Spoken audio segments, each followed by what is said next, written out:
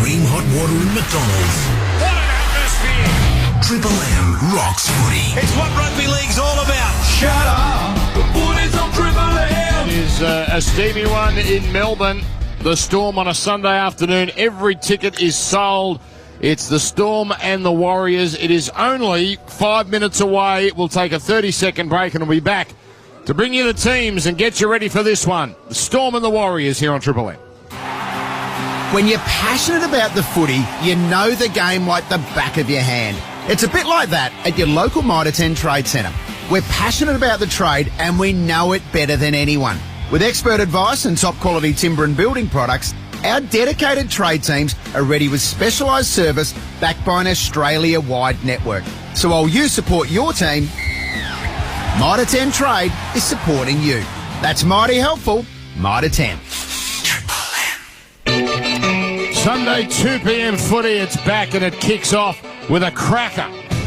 Melbourne Storm, favourites for the comp. A week ago we saw their awesome attack at full throttle when they sent the Brookvale crowd home early. The Warriors, when they lost so comprehensively in Vegas, it looked like another doomed season on the horizon. Not so fast. They have put together 3 in a row and, as quiet as a mouse, moved into the NRL top 4. Today, though, we get a measure of what they're about. They've lost 16 straight to Melbourne. 16. They've lost by 60 points. They've lost on a last play miracle grounding, and they've lost every way in between. Is today the day they slay their demon? Storm and the Warriors, second against fourth. Triple M rocking Sunday footy. It is steamy, 30 degrees. It's not like we had in round one where it had a clear effect and Parramatta just were left on the blocks and Melbourne ran right in the first half.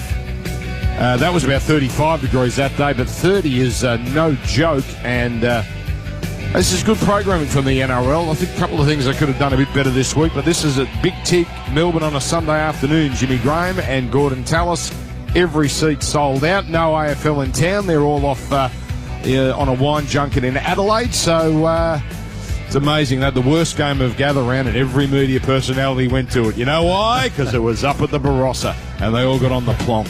And boy, was I jealous. I'd even sit on the sideline for that game.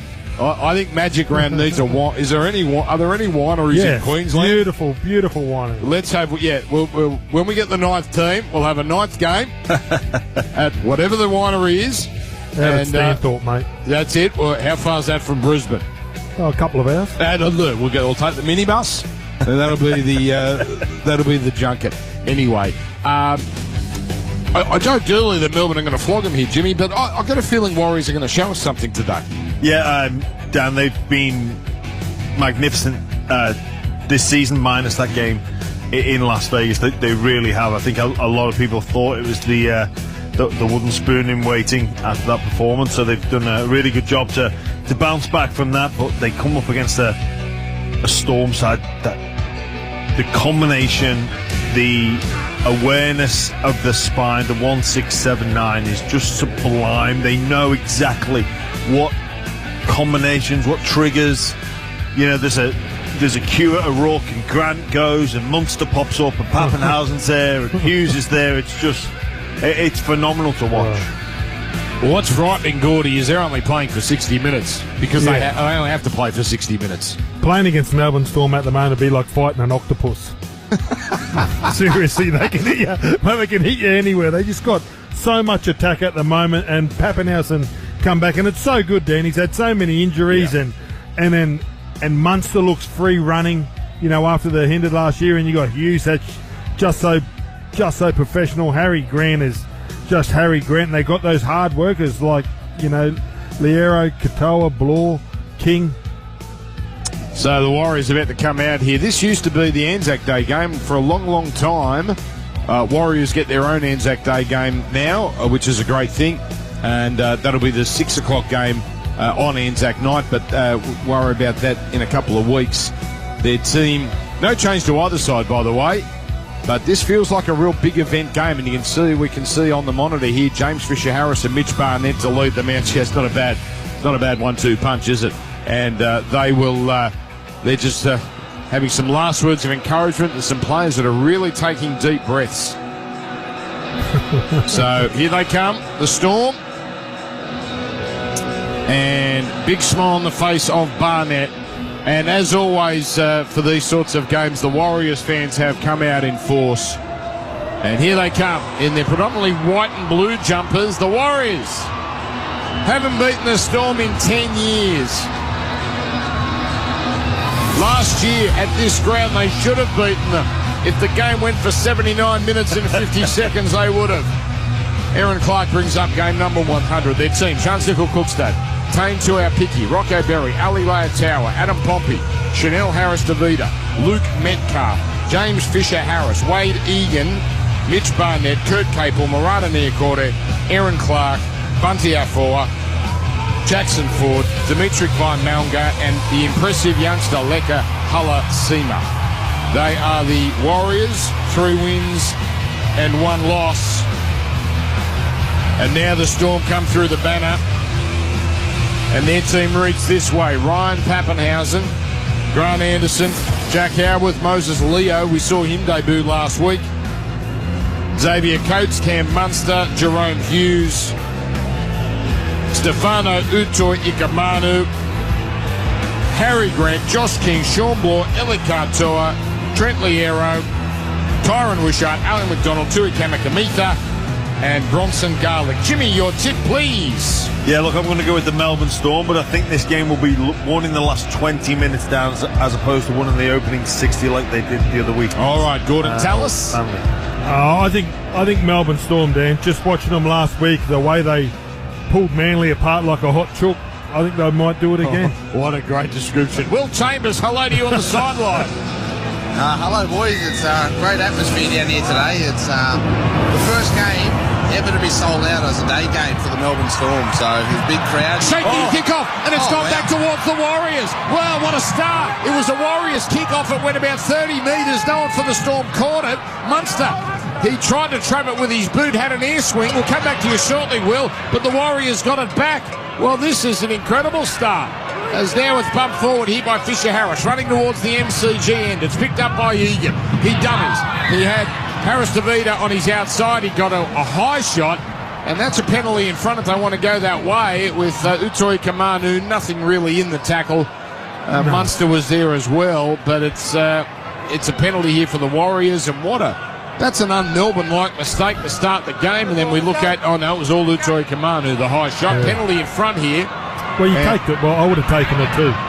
Yeah, I thought they might have as well, but they're not going to. They want to really set a benchmark here early.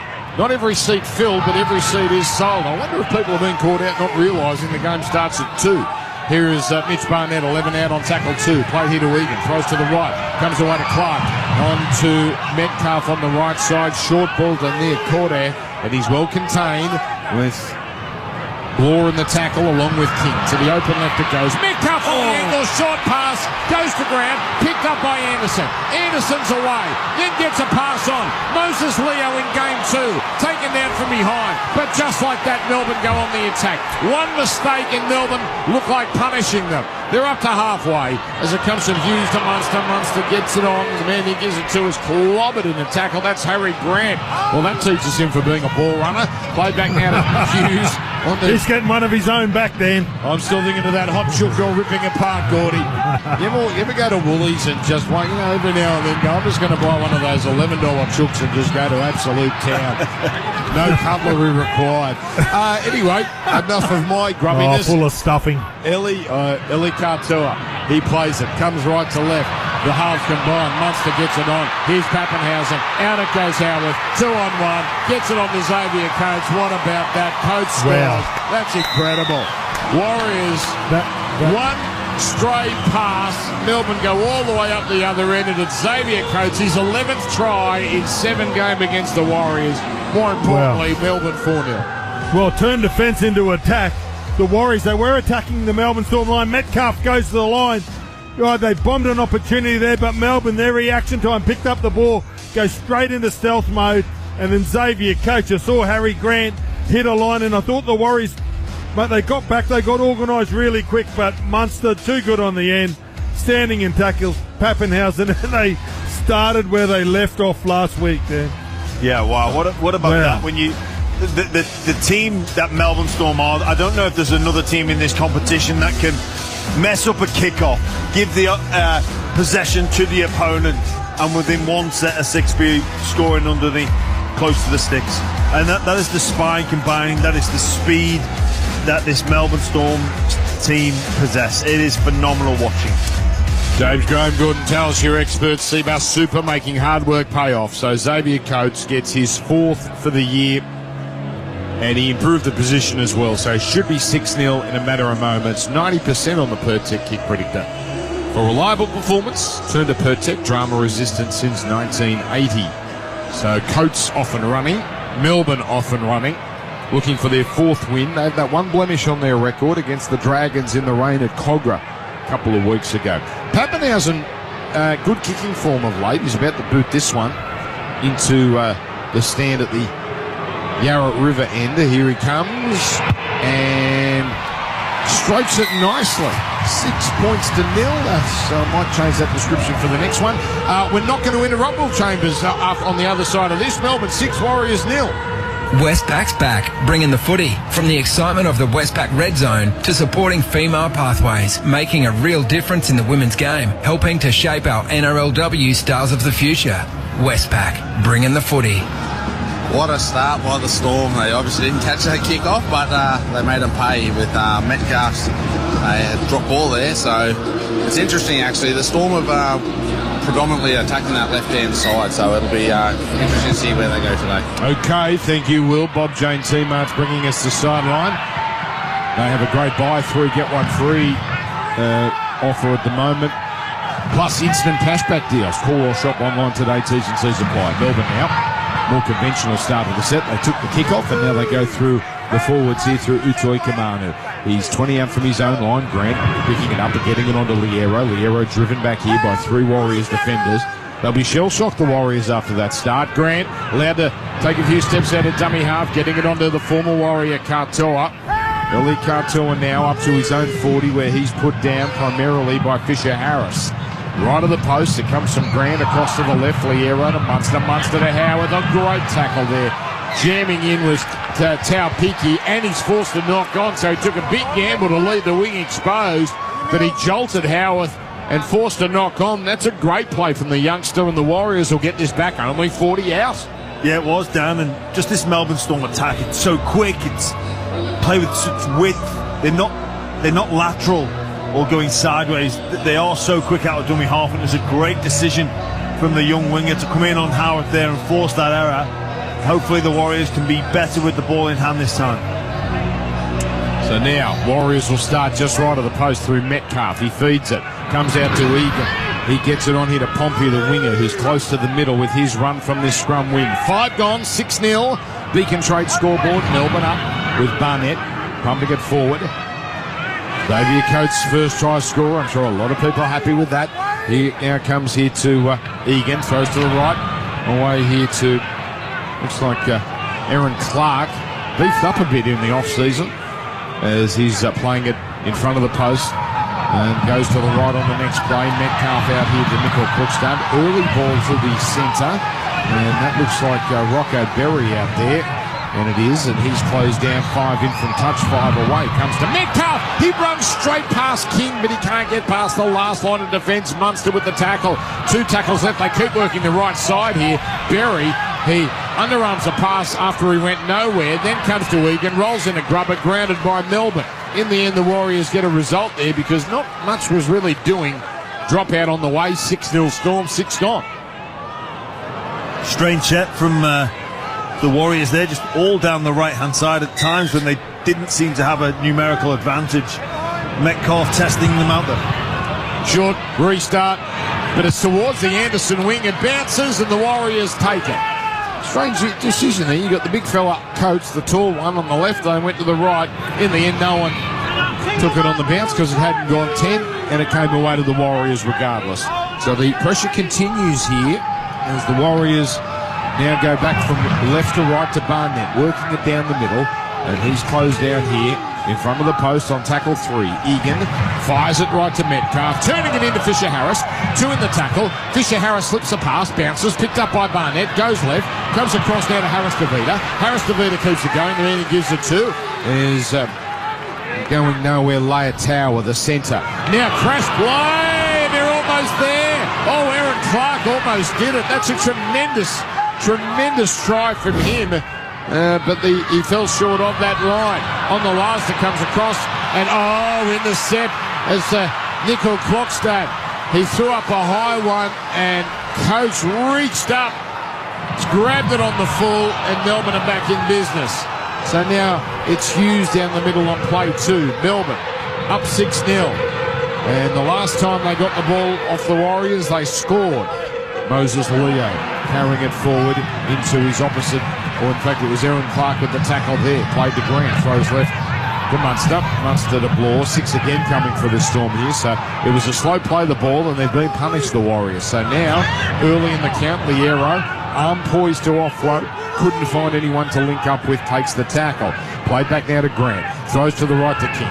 King to Hughes. Hughes out in front of Katoa. That was a dangerous one. Katoa held onto it as he was hit by 2 players. Play to Grant, no markers. Grant skipping downfield. He's having a season, Harry Grant. He's wrapped up here, 16 away, and he's been hurt in that tackle. He fell awkwardly. He seems okay, but he was shaken up by it. 4 gone. Hughes stabs a kick. That's way too big. Oh, Jerome. No, Jerome. That's not Jerome Hughes at all. That's someone in Jerome Hughes' body. Goes dead in goal. 20-metre tap, 7 tackles set. Yeah, well, it's a strange kick from Jerome Hughes. For one who had way too much weight on it, but it's like his other teammates, well, the winger certainly wasn't there in Anderson to even chase it. It ended up in row 3. So an escape here for the Warriors. 6-0 down. Had to survive that, really. Couldn't concede 2 tries on 2 opportunities. With April now carrying it forward. Sunday 2 p.m. footy. This is our regular time slot. Watch the boys bounce into the commentary box after only doing a 2-hour show. What a sight to behold it was. Here's Cable going down the edge, and he's knocked over 25 away. Now comes to the open right as it goes. Harris-DeVita to Clark down the middle. He's toying with him, Aaron Clark, and he was just ankle tapped by Katoa. Clark fell awkwardly, and the ball came out. That's unfortunate for the Warriors. Melbourne back with it now, 12 out from their own line. 6-0, Beacon Trade scoreboard. Storm on top thanks to a Xavier Coates try. Yeah, a couple of great charges there from Aaron Clark, playing his 100th game in the NRL today, but that was outstanding. Good right foot step, got between him, but just as he hits the ground, loses control of the football. What have you noticed there? Yeah, Fisher-Harris. Not sure what happened. Yeah, Will Chambers, as Melbourne just work it out here. Will Chambers, what's doing with Fisher-Harris? It looks like his left shoulder, but he's back in the defensive line now. But the trainer come out to him and he's sort of doing a bit of his rotator cuff, his left shoulder. But I'll just keep an eye on him. Okay, thank you, Will. Now comes to Liero on tackle 5, working it up 40 metres out. Thank you, Dr. Chambers. Here's the high kick. That sounds like a horror film. Dr. Chambers. Here's a high kick taken by Nickel Klokstad, and the Warriors back in possession. So 6-0. Things have settled down after that outrageous start, although you wouldn't believe it. 2-hour Picky drops it behind him, but then Howarth can't pick it up cleanly. All he had to do was pick it up and he would have fallen over the line.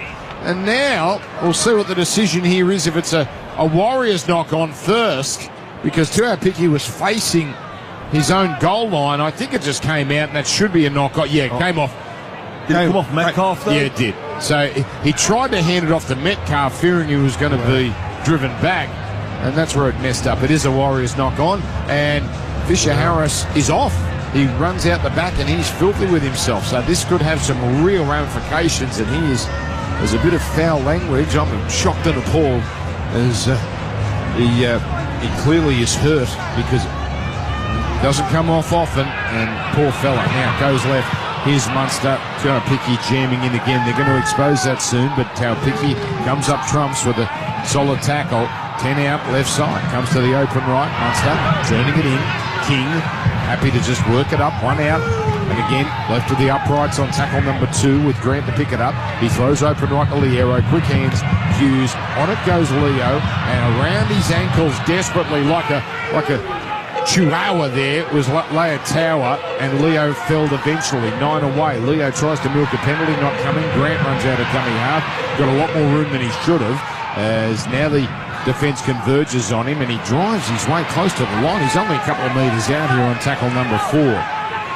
6-0 Melbourne in the Westpac red zone, the Storm, as it comes down to Hughes. He had a man in front of him for Melbourne, so he ran himself and took the tackle, and he's been hurt. He's been hurt. He's in awful pain here, and he's clutching at his shoulder. He's clutching at his shoulder here. Well, this is a disastrous start. James Fisher-Harris, he's gone off, and now Jerome Hughes fell awkwardly, it seems, as he was taken down and he just jammed that right shoulder into the ground. Nothing wrong with the tackle. And now Melbourne fans most concerned that Dally M, halfback of the year, is in a lot of pain. You can tell by the angst on his face. Just getting a little test. Oh, he doesn't look good. He just winced there. You could see almost the pain shoot through his shoulder as the trainer tried to put it in a certain position. Will Chambers, what can you see down there? Shoulder. No, I think it's his shoulder, but he's got up. It looks like he's going to play the ball. The trainer's coming in, so Jerome will tough it out for another couple of sets and see how he goes. All right, thank you, Will. Bob James Seamarth. Last tackle comes to Munster. High kick towards the coach side. Here he comes. And he gets a hand in it, but the kick was just a bit strong and he can't keep it in. Coates, 20-metre tap, 7 tackle set. 6-0 Melbourne. Yeah, damn, the Warriors have just got to complete their sets to choicehotels.com stat. They're 2 from 6, 33% to start this game. That's not good enough in the NRL, and you can't afford to do that against a team like the Storm. You could argue they're doing well to be only down 6-0. A couple of good defensive stands on their line, restricting this margin to the one converted try. Newcastle Tigers, the 4 p.m. game. You can hear that in Triple M Newcastle and the listener app as well. And if you can't, I'm terrible at the listener app and I can't find things. Just go look for Triple M Newcastle for that game. You'll thank me. Now a strong run down the right edge where their quarter thunders into 2 Melbourne defenders, followed up by Clark, who really has brought some purpose to his 100th game, although he often does. High kick on the last after the Clark run. It's coming down 10 away. No contest for Anderson. So Anderson goes to ground and he'll be made to play at 11 out from their own line. Shadows creeping across the ground, but it's a hot one, 30 degrees. And Melbourne is working it out here. Now, Will tells us, so this is the good stuff, Gordy. This separates the good sideline eyes from the okay ones. He tells us, Will, that Jerome Hughes defended on the wing that entire set, thanks to Bob James Seamarth. That's good info. There's now Pappenhausen goes downfield. So he's not out of the woods yet, Jerome Hughes. He hasn't played a part in this. He's got that shot. Here he comes. He's just putting boot the ball. So I guess... hang on. Is this a 40-20? Yes, it is. So it's effortless. It's effortless. He's got a bun shoulder and he just coasted in, kicked a perfect line, perfect length, and he's kicked it basically from on his 30, and it's easily crossed the 20. It's too good. That is sensational from Hughes. Bum shoulder or no bum shoulder. What a kick. So tap now by Katoa.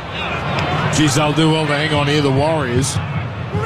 As Katoa just goes himself after the tap and runs 10 metres. He'll play it now for Grant. To the open side, Utoi Kamanu. He scored last week, if I'm not mistaken. He runs upfield here and he's met by 3 defenders. So Grant just left to the post, gets a short pass away to King. King gets over. King is over. And the Storm, it was inevitable. Storm get their second. Melbourne decide, unless there's work over the middle, they had their moment. 10-0, easy kick to come. Yeah, Jerome Hughes' kick last time down, I said it was in row 3. Well, this was an absolute pearl. Hits it from his 30. That's a great 40-20. But then this Harry Grant manipulating him. Utoya Kamanu hits the first one, stands in a tackle, gets a quick play of the ball. And King, one of those hard-working forwards that always plays in a Craig Bellamy team just barges over and slams the ball down, just isolates a smaller man and Metcalf on the line and just gets at him. Yeah, this is brilliant from Harry Grant, isn't it? Just attracts the attention of Jackson Ford, who turns in, which exposes Metcalf. King one-on-one with him. The reality of that is too easy, though. That is too easy to score a try in that fashion, especially against the Melbourne Storm. They do have excellent spine players that can put the big guy on top of the little guy, but really just a fall over from King. So, worrying signs. 2 tries now, and King joining Coates on the score sheet. King with his 2nd this year and his 11th in 160 games. So no problem coming, you would think, for Pappenhausen. He's 21 in from touch, 96% on the per tech kick predictor. So he moves in and makes it 2 from 2, and Melbourne, after 16 minutes, lead the Warriors 12 points to 0 as Triple M rocks Sunday footy for Ream Hot Water. Mitsubishi Heavy Industries Air Conditioners Australia engineer and design their ducted systems for Australian conditions that you can trust. The experts in air. Some big news here, boys. James Fisher-Harris is a potential peck. He's up under the stadium at the moment. Still getting assessed. Haven't officially ruled him out, but yeah, potentially a peck. So Dr. Chambers was wrong with the diagnosis of the shoulder. That's okay. You're not the first doctor to get a diagnosis wrong. Peck, Gordy, isn't that 3 months? That, if it is a worst case scenario, 3-4 months, that's terrible. All right, so... By the way, do you want to be our Volk correspondent, Jimmy Graham? Is Josh King hitting it up? Do you know anything about UFC? I can chip in where necessary. Okay, because I think he's next up. Paddy Pimblett just won. That's his name, isn't it? Paddy the Buddy. Yeah, so... from Liverpool. That's one of yours. Yes, the Scouse. Please tell me, as Melbourne just work it out, you're not missing anything. 12-0. Howarth now hitting it up. Sunday footy Triple M. Please tell me you're planning on going to Everton Stadium for the Kangaroos versus Great Britain or England. I will be there. That's your team. That's your new stadium. And that's your sport. So here's a kick now. That looks awesome too. That does look great. There's a kick goes into the corner. Oh, it almost did the winger Pompey in. He just hauled it in time, but now the Warriors are going to roll their sleeves up. They're stuck in their 10 in the left corner, down 12 points to 0. They've kicked early, Melbourne. They're catching up the back 3 pendulum of the New Zealand Warriors, just not reacting there. That's Harry Grant just kicks in behind. It's brilliant work from the Melbourne Storm spine. So to Picky. A diminutive one, the little winger. Yes, Gordy. He just hits it up. Well, it's just the homework, isn't it? Like, it's just the homework that Craig Bellamy and his staff do, and just to have class players. They just would have watched them, and they were a little bit lazy on the 40-20, and they're going to get pressured all night. All afternoon. Sorry, Dan. Okay, thank you. Thank you. Maybe we've got people in, where's it, America, listening. And yes, of it's course night time for them. So now it's Howarth carrying it forward. Joshua Harris in Cincinnati just text through. Who? Think of that. Joshua Harris. Come on. You have to think of that one. As now it's... Hughes picked up and dumped as Melbourne spread it. And now it's Grant goes to the open left and Munster. Gee, it's a nothing set this from Melbourne, but they're up 12-0 and they're holding on to the ball. Big news, James Fisher-Harris, potential ruptured pec, potential. That would be a 10 to 12 week injury. Utoi Kamanu offload. Here's Pappenhausen working down the middle, and all of a sudden this set comes alive, but he brought down Pappenhausen. So last kick deep is taken by Tau Picky, and now it's on to Nickel Krugster, and he carries it forward. So again, just a little bit of set for set action here. Melbourne 12-0 with Pompey working it up here. Of course, no Roger Tuivasa-Sheck. Now no James Fisher-Harris.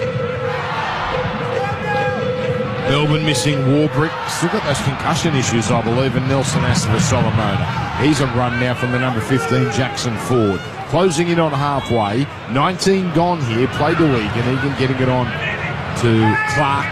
Clark's been busy, 5th run, most of any Warriors forward on the Choice Hotels. And on the last, after Clark's run, a high kick here from Harris to Vida. Pretty conservative, easy catch now for Anderson, and Anderson brings it back where he's closed down deep in Melbourne's defensive area, 11 out from their own line. Now it's a hit up from Moses Leo for Melbourne. Yeah, I've liked Moses Leo in his introduction to first grade. He's been absolutely outstanding. Melbourne are just clearing their lines here. Very comfortable to go set for set with the New Zealand Warriors. Obviously this 12-0 lead as they launch another attack. Leo again. This is great work from the Melbourne Storm. So now we get to halfway with 2 tackles left. Hughes still hasn't tested that shoulder. He might now because he's been given an offload and he's taken in the tackle. And he winces in pain, but he gets up quickly. We'll keep an eye on him there. High ball from Munster. And it's a contest. Coach goes up, takes it, and gets a pass on the block. And he gets over. Sensational try.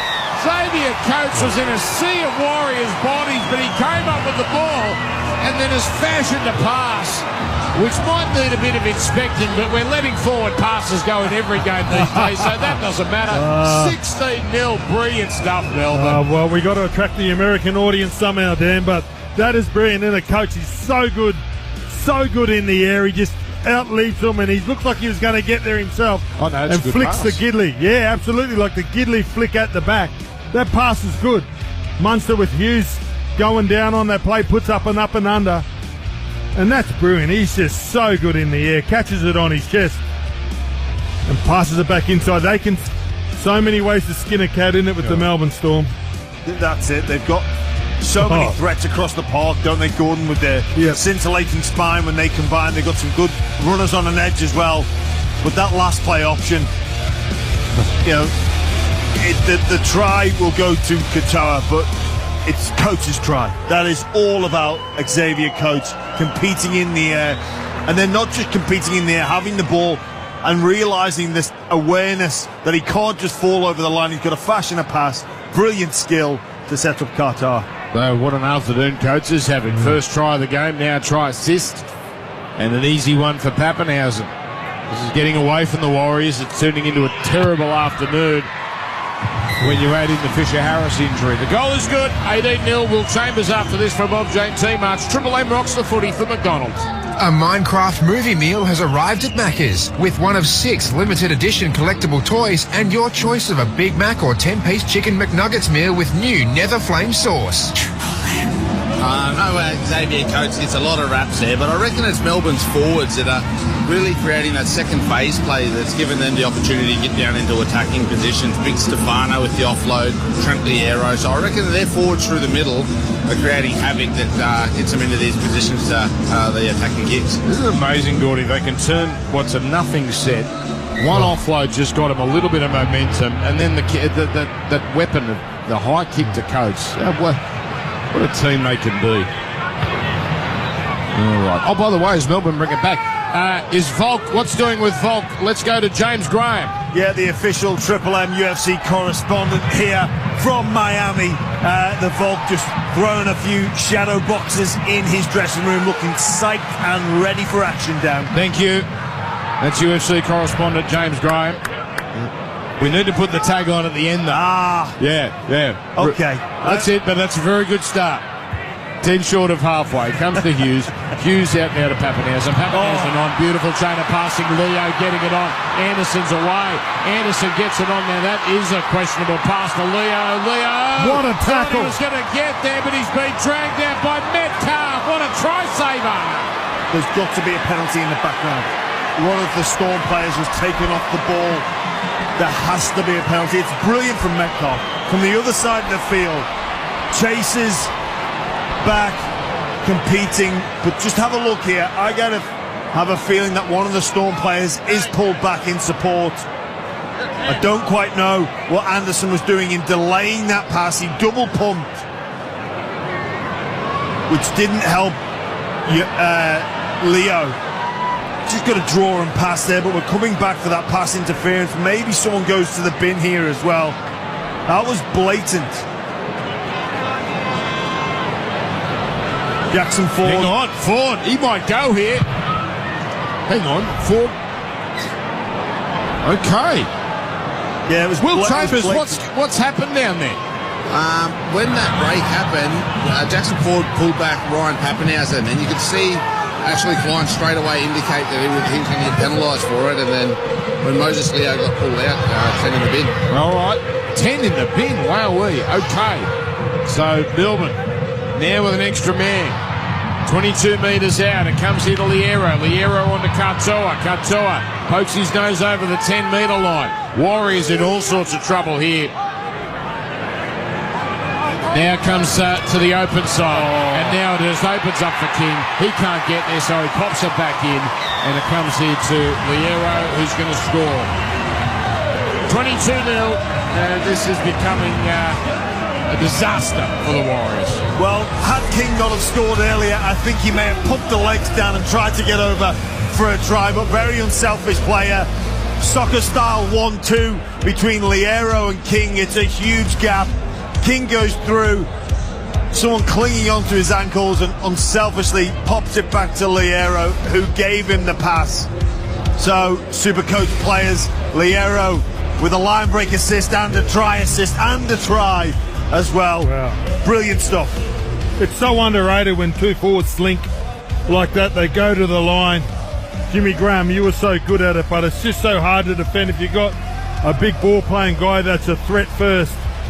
He passes on. I love it. So underrated. Sometimes you don't have to give it to those classy blokes at the back. See, Dan, forwards, we can do it as well. Oh, there it is. Pappenhausen getting taken out. They just showed the replay there. Yeah. And Melbourne punishing. Yeah. They scored 3 tries with 13 on 13. So you knew it wasn't going to take them long to get their fourth. And Pappenhausen's having an afternoon with his goal kicking. 24 points to 0. Ford in the dressing room. Fisher Harris is he doesn't look that concerned, but anyway, he's got his shirt off and having a conversation. We'll do the ad later. We're going to get 100 tries, Charlie. I don't think we're going to have to worry about not getting the ad count. But let's go quickly. Let's an update, please, from James Graham from Miami. Yeah, Miami, both fighters just getting their way into the octagon, Dan. Not long to lap bell. Official UFC correspondent James Graham. Thank you. Thanks to Triple M. Thank you. I got to say, Lopez, that is I'd rather be bald like Volk than have whatever that thing is on the head of Lopez. But, looks like a bit of roadkill. That's that belongs in the Roadhouse movie, and I'm not talking about the Jake Gyllenhaal one. Oh, Patrick Swayze. Will Chambers, down to you as Melbourne, bring it out. Boys, it's official. It's some bad news for the Warriors. James Fisher Harris has done his pec and won't return today. So not sure where it goes to from here, but for the Warriors, it's a big loss. Not only today, but could be potentially for the year. It sure is, and there's some breaking news here in Melbourne. Someone's seen a forward pass. Grant, and Hughes was only a metre in front of him, but that's a bad one from Grant. I reckon he's got away with a few this year, but he wouldn't be the only one.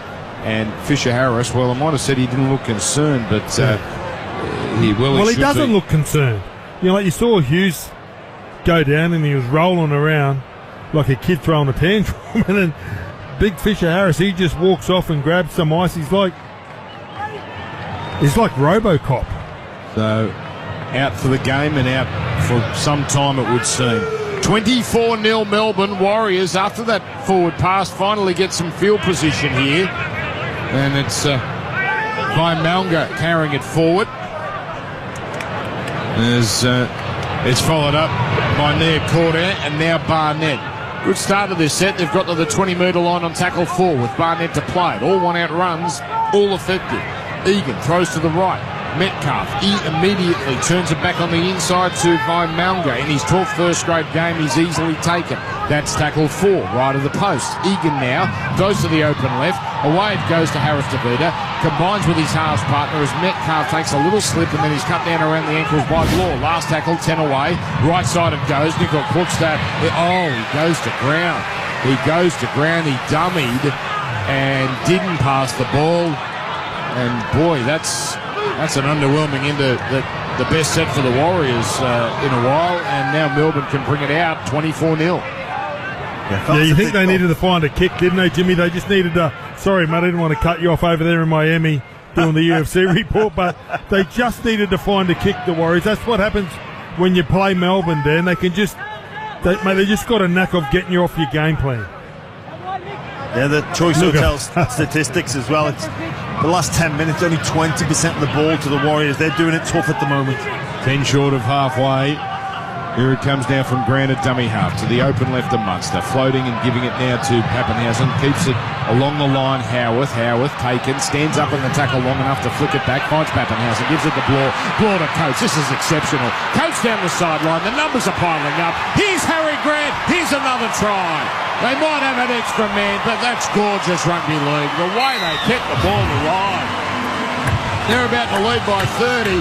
And Harry Grant and Jerome Hughes and Cam Munster and Ryan Pappenhausen are all seeing an early mark on the horizon. Yeah, well, it just started with Harry Grant. You saw him standing there. I tell you what, he's learned a bit from Cameron Smith. He started to referee this game as well. He was standing, but he goes to Munster, goes across. How good is it, Munster and Pappenhausen? They just find some open space, and there's all good hookers, dummy halves. Harry Grant, with the work that he's done so far, backs up on the inside. They throw the cutout ball. He had 20 metres to sprint, he slams it down. That's a great reward for Harry Grant. What a player. Yeah, it's you know, it's refreshing to see, Gordon, Coates not kick the ball. We see so many wingers in this situation just look for the kick. They think kick first. Harry Grant actually points, thinking Coates is going to put the ball to boot. He doesn't. He finds an excellent pass, and sometimes the simple option is the best option. No need to kick it, wingers. You're not a soccer player. You got more accuracy with your hands than your feet. Blokes are training when they had bad hands. Mate, he catches hands like his feet. All right. An update, please. Let's go to Miami. Yeah, in attendance, Volkanovski just getting into the octagon. And who's in the crowd? Just had a little wave at Donald Trump, President Trump, and Elon Musk. So the Volk doing good work for Australian and USA relationships down, and that is UFC correspondent James Gray. Thank you. I'm not sure. I think they just put a tariff on him. I was going to say, I'm not sure he can stop the tariffs. Kick is good, 30-0. Triple M rocking the footy. They're now ahead of the clock, 29.5. God. This is UFC. You know how reporters. This is UFC correspondent James Gray. I'm working on it. I like it. It's a work. It's a feast. It's getting better by the cross. Well, Dan, Matt, you came into the show before and you said Melbourne by 40. I think you underestimated it. And I thought we were going to be in for a high-quality game, but just this Melbourne Storm side, when they get hot, always exaggerating, you know. As it comes here. Can you, when are you having another holiday, Gordy? I need to book some flights. I just want to know how much money I can play with. Here's Howard skipping across field. Oh, Dan, school holidays, you know what it's like. I know, round 18, I'm already looking. Here it comes down, Pappenhausen away to man on the edge, Katoa. Yes, it is, Eli Katoa. He's had a haircut, Eli Katoa. Followed up by Moses Leo. Good driving run. 8 short of halfway. Ford in the bin for another 5 minutes here, so this could get a lot worse. Down 30-0. Now a pass is touched, but it doesn't stop going to Coates, who's in the clear. But he does the right thing and just takes the tackle, but the ref hasn't seen the touch. This is the last, apparently. Comes to Grant, 6 again anyway. Now it comes to Pappenhausen, a magnificent pass to a wide-open Grant Anderson. Anderson scores 6 tries. 6 tries to Melbourne. That is a sumptuous pass of Pappenhausen. So they didn't get 6 again for the clear touch of the attempted intercept. They got 6 again for a ruck infringement. Oh, this is... it's a hiding, but it's good to watch. It is unbelievable. The speed that Melbourne Storm can attack you on the edges is unbelievable. And we saw Coates pin the ears back there. And I think he come up with the right play again. He goes down and a quick play the ball. Goes right over on the left-hand side on the eastern side. And then they just hit the west. Harry Grant, Pappenhausen. This is a peach of a pass. That is beautiful to Anderson. So it goes over the slam right over as far as it can on the west. Wow. Yeah. Wow. They've gone through the middle. They've hit you on the left. They've hit you on the right. The thing they haven't hit us with then is an uppercut. Well, we might just see that from Miami. Go and tell us. We'll leave that for the UFC. For the correspondence. How good is that Melbourne Storm ability to get the ball quickly to where the space is? Like, it's the right players at the right time. So many times we see the wrong player receive the football and it stunts the ability to get the ball to space, but Melbourne do it so well with so much efficiency, so much speed, and it is brilliant to watch, Dan. So Pappenhausen, hardest kick of the afternoon for him. And he's on the right side near the touchline, 34 points in 32 minutes. This is about 7 in, 61% on the Pertec kick predictor. Hits the upright and goes through. Well, it's that sort of day. 36-0 to the Storm. Triple M rocking Sunday footy for Ream Hot Water. Like the toughest footy players, Pertex hoses don't crack under pressure. Designed and tested to handle anything thrown their way, they keep equipment running no matter the conditions. Pertec, drama resistant since 1980. If Melbourne Storm aren't hard enough to play 13 on 13, playing 12 men is making it really tough on the Warriors. And Melbourne have been able to expose that through their skill sets. And you've seen there with the passing game and the big long pass there from Pappenhausen at the end. It's something they worked on hard over the pre-season, and it's really coming out today. Thank you, Will. I'm laughing because I just had a shot, and I'm not laughing at him, but of Andrew Webster. If ever you could judge a man's mood by the way he rubbed his face, Andrew Webster doesn't want to be here. It's a bit of a De Niro look, isn't it? Like, never be afraid to touch your face. Or Pacino, just rubbing his face constantly. You can understand that the poor bugger is having a tough day. He's lost Fisher Harris for what might be an extended period, and his team is getting clobbered. Here's Grant, short pass to Munster. Munster, Kamikamitha. That's what you want as a Warriors player. A fresh Kamikamitha running at you. He gets up quickly after being tackled. Comes to Hughes, cut out ball. Well hauled in by Katoa. That was well out in front of him. Taken in the tackle. And Melbourne have gone 70 metres with one tackle left. Hughes is going to put up a kick. This is away from Coates. It's Anderson territory. Comes in and it's come off bodies, and it looked like the Warriors were offside. And it is. I think Ashley Klein was going to let him off there, but it was off a Warrior, and then another Warrior, hungry hippo the ball, and he was clearly in front. That's a penalty. So the pain set to continue here. This is punishing, isn't it? The 10 minutes in the Simbin for Jackson Ford. 3 tries, and it's not over yet. Very costly. Look, it was a tough day out of the office for the Warriors anyway. Down to 12, they have been punished. Alec McDonald works it towards the middle. So it's now 13 on 13. The Ford time is over, but it cost them a couple of tries with now Melbourne closing in on 40 points. 6 more tackles. Slow play the ball. So they go again, Melbourne, from inside the 10 as Hughes turns it into Katoa. Just working over the defenders on the edge as Melbourne stuck in the Westpac red zone, and happily so. Bad pass from Grant. Wonderfully picked up on the bounce by Leo. Down low as well, the Melbourne right centre. And it's about to be played here where Grant picks up on tackle 3 to Hughes. Hughes to Munster. Munster to Pappenhausen. Oh, Pappenhausen had his second row run in front of him there in Bloor, so Pappenhausen had to take the tackle. So a rarity, they didn't get that play right. Grant scooting to the middle. His pass knocked down. Should be 6 again. Comes to Hughes. Referee says not touched by the Warriors. As Pappenhausen rolls and kick, and then he's tripped, or he takes a tumble. I'm not sure he was tripped. It's a dropout anyway. So it's either a dropout or it's a penalty. It's going to be a dropout, it seems. I think Pap just tripped over there. 36-0 Storm. Yeah, let's just have a look on the... Milking. Just a little bit of a milk. An easy fall to the ground there from Pappenhausen. I need your eyes on the fight, please, correspondent. It's underway. Here's the high kick. Goes the 10. No contest. Eli Katoa takes it. Hands above his head. No. Now it's Grant. I'm coming to you in Miami in 3 minutes and 15 seconds, UFC correspondent. So we'll need a first round summary, please. As now goes from Hughes, turning it into King, and King is rolled over, and he'll play it to Grant, throws left to Hughes, cuts out one on the Munster, goes himself. Warriors read that well, particularly near quarter with Metcalf up top. Metre away, 2 tackles left, slow play the ball, Grant from dummy half, over. Oh, he lost it. No. He lost it, he got over, but he dropped the ball. He thought he had number 2, and he put it down. Well, that's a rare butcher try for Melbourne, but now they're loading up in defence. They're going to take out their anger on these Warriors trying to work it out. What a crazy error. I wonder if a Warrior had a hand in there.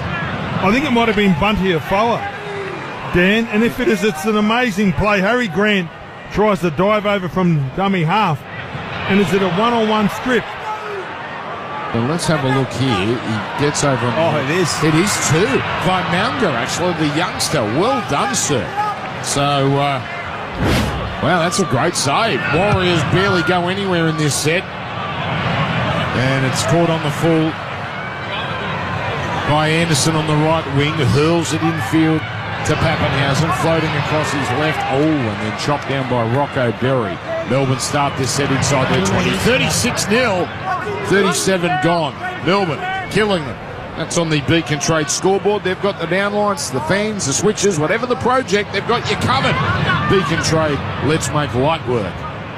You've got G. Tallis, J. Graham, W. Chambers. That's your team this afternoon. Your Seabus super experts as Coach working it upfield.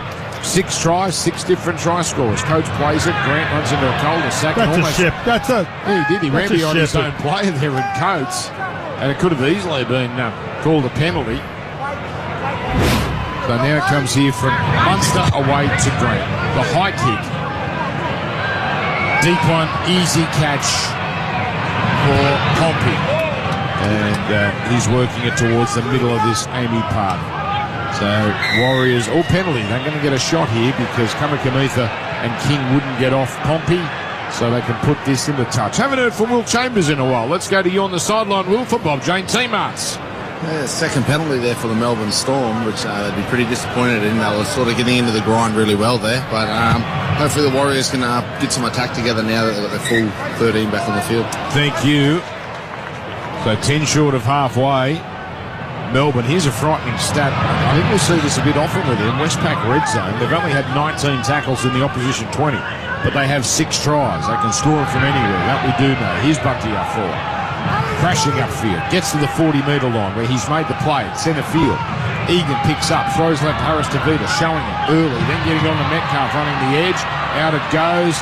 The man he gives it to here is Leia Tower, and he's dropped down. I see UFC correspondent Jimmy Graham punching his fist. That might be good. We'll go to him in a moment here, but at the end of this set, here are the Warriors with Faimanga. 11 metres out, comes left side, where Metcalf skipping and then dancing and then coming back to the middle and then rolling it into the in goal, where Munster takes it and goes out the back, and they'll run down the 30 seconds, you would imagine, and that'll give us about 50 seconds left. Now, let's go to Miami, UFC correspondent James Graham. Yeah, well, Volkanovski dominating the end of that first round, down some vicious ground and pound, and the bell came just in time. He was teeing off on Lopez as this dropout doesn't break the plane, and there'll be a Warriors penalty. But this is UFC correspondent live from Miami. Oh, brilliant. Absolutely brilliant. My favourite part of that, ground and pound. Doesn't it sound beautiful coming from a Scouser? So I just didn't know what sort of accent he was trying to achieve there. Jimmy's right. Oh, so the faux American but full British. Yeah. Okay, Warriors with a chance here. I just don't understand the winger, grounding and pounding. Ground and pound. We're making fun of him. He's actually got proper enunciation. We are the Bogans. 6 again Warriors. Doesn't matter because there's only 30 seconds left. But they're closing in. Down 36-0 as they go down the right side with Ryan Malga. And he's wrapped up here. He'll play it. Oh, there's a body in the way there. Is that Kamikamitha? No, I don't think it is. But it was Sean Bloor. He was stuck in the ruck, but he made no effort to get away. 7 seconds left. Warriors punch it forward on play 1, or can they do something, please? 1 tackle left. Can they have a go? Egan throws to the right, and they go down the right side, and a Warrior nearly had his head taken off in Rocco Berry, but the ref had a good look at it, said it was fine. And that's it. That's the end of a total domination of the first half from the Melbourne Storm. We saw it last week against Manly. We saw it in round 1 against Parramatta. Just destroyed the opposition. They take team souls, and they've done that this afternoon. So the Warriors are getting a lesson. Melbourne treating their sellout crowd to a show. 36-0. Melbourne Storm leading the Warriors as Triple M rocks Sunday footy for Ream Hot Water and for Macca's. Shut up! The footy's on Triple M! Triple M rocks footy. Thanks to the reliable Mitsubishi Triton, nothing can frighten a Triton. Triple M breakfast. Bo, Ryan and Woodsy.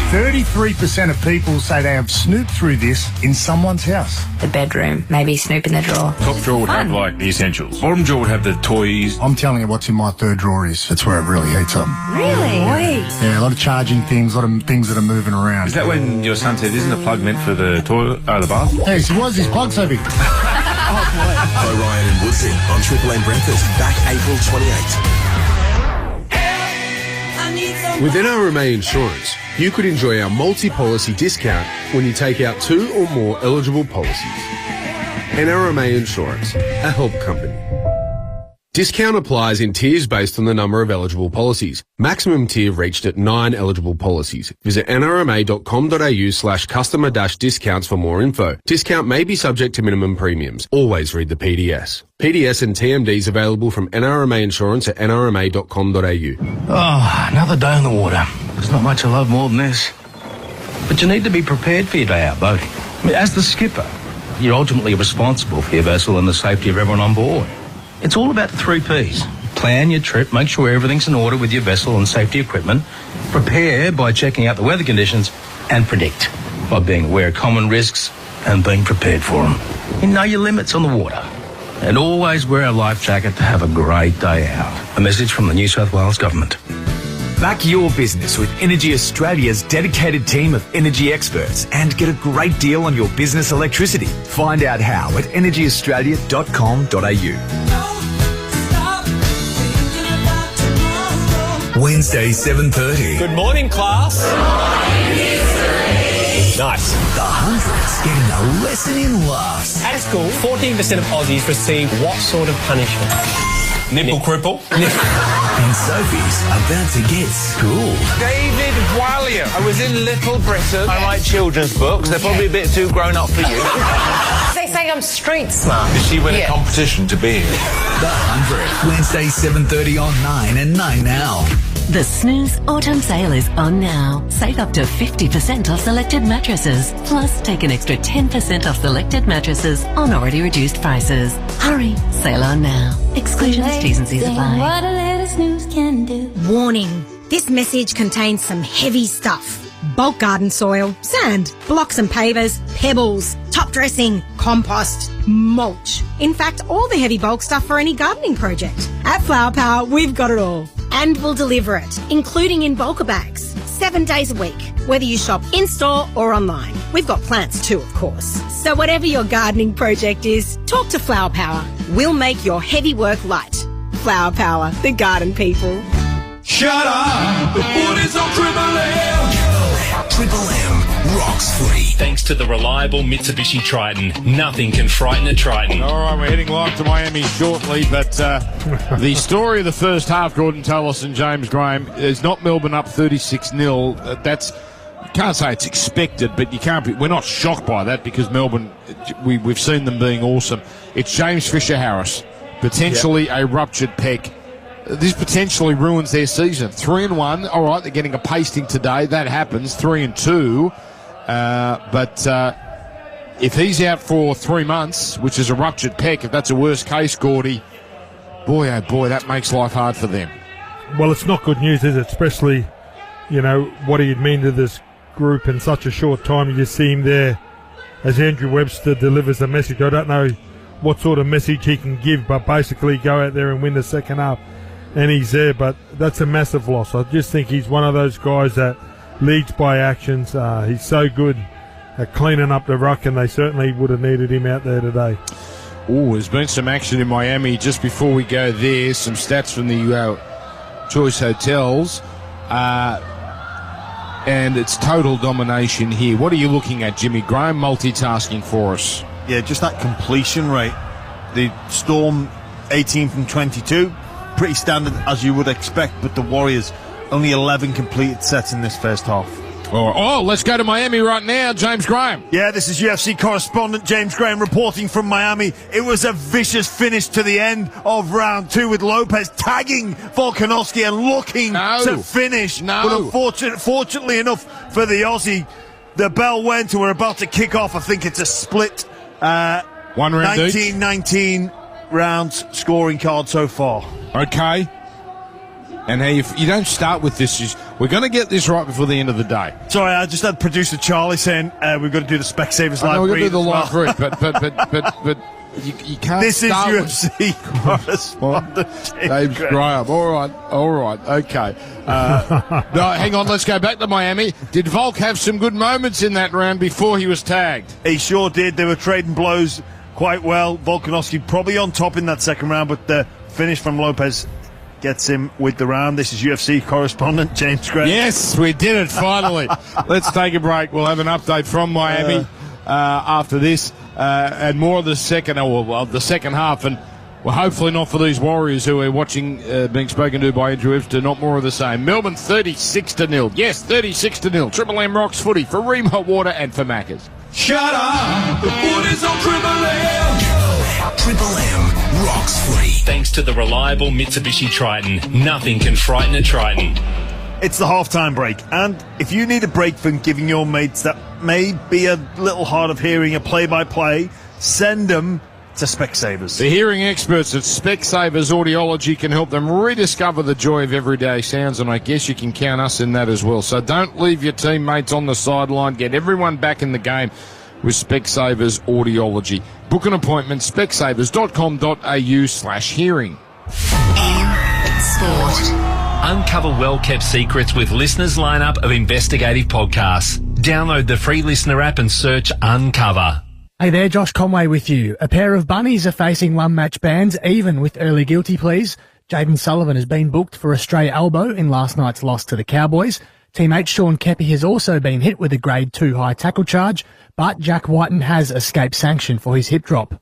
Over to Bahrain for the F1, and Oscar Piastri has secured just his second ever pole position. The competition was pretty tight in Q3, so had to make sure I put a good lap on the board, and just very happy that I was able to do that. That one's tonight to the Masters, and Rory McIlroy is taking a 2-shot lead into tomorrow's final round. And Aussie teammates Travis Head and Marcus Stoinis exchanged barbs in the IPL last night before Head smashed 66 to help Pat Cummins' Sunrisers to victory over Ricky Ponting's Kings. Who can keep you moving? Suttons have over 1,500 vehicles ready to clear. Visit suttons.com.au. Think auto, think Suttons. 30 degrees in Melbourne, and it's been a hot start by the hosts as well. It's half-time and the Storm are mauling the Warriors as Triple M rocks footy. Triple M breakfast. Bo, Ryan and Woodsy. We're talking words you can't pronounce. What about you, mate? How long we've got? I mean, we've There's only one got... I really struggle with, and they used to give it to me. Jude Bolton always legible. Like a gummy, edible. No. What are you saying? Put it in a sentence for us. Eligible, like as in eligibility. Eligibility, yeah. Say it again. An eligible bachelor. Oh, you got it. But I didn't get bachelor right. No, you got bachelor wrong. Bo, Ryan and Woodsy on Triple M breakfast. Back April 28th. With NRMA Insurance, you could enjoy our multi-policy discount when you take out 2 or more eligible policies. NRMA Insurance, a help company. Discount applies in tiers based on the number of eligible policies. Maximum tier reached at 9 eligible policies. Visit nrma.com.au/customer-discounts for more info. Discount may be subject to minimum premiums. Always read the PDS. PDS and TMDs available from NRMA Insurance at nrma.com.au. G'day guys, Merv Hughes here. I've faced some tough opponents on the pitch, but snoring has been the arch rival. With help from my mates at CPAP Direct, I've earned the Snore No More seal of approval from the missus. Hitting the road this Easter? CPAP Direct has you covered with great deals on travel-friendly CPAP machines, batteries and all the essentials to keep your therapy on track, no matter where your holidays take you. If you snore or feel tired during the day, it's time to see my mates at CPAP Direct, cpap.com.au. The Snooze Autumn Sale is on now. Save up to 40% off selected bed frames. Plus, take an extra 10% off selected bed frames on already reduced prices. Hurry, sale on now. Exclusions, T's and C's apply. What a little snooze can do. Alright, are you ready for another big weekend of footy? More importantly, are you stocked up with all the supplies you need for a big weekend of footy? Even if you realise you're running low after the first bounce, don't worry, DoorDash has you sorted. Get all the food, drinks and snacks you need delivered quicker than your team can turn a halftime lead into a final seconds nail-biter. Fire up the DoorDash app now. Your season ticket to footy deals.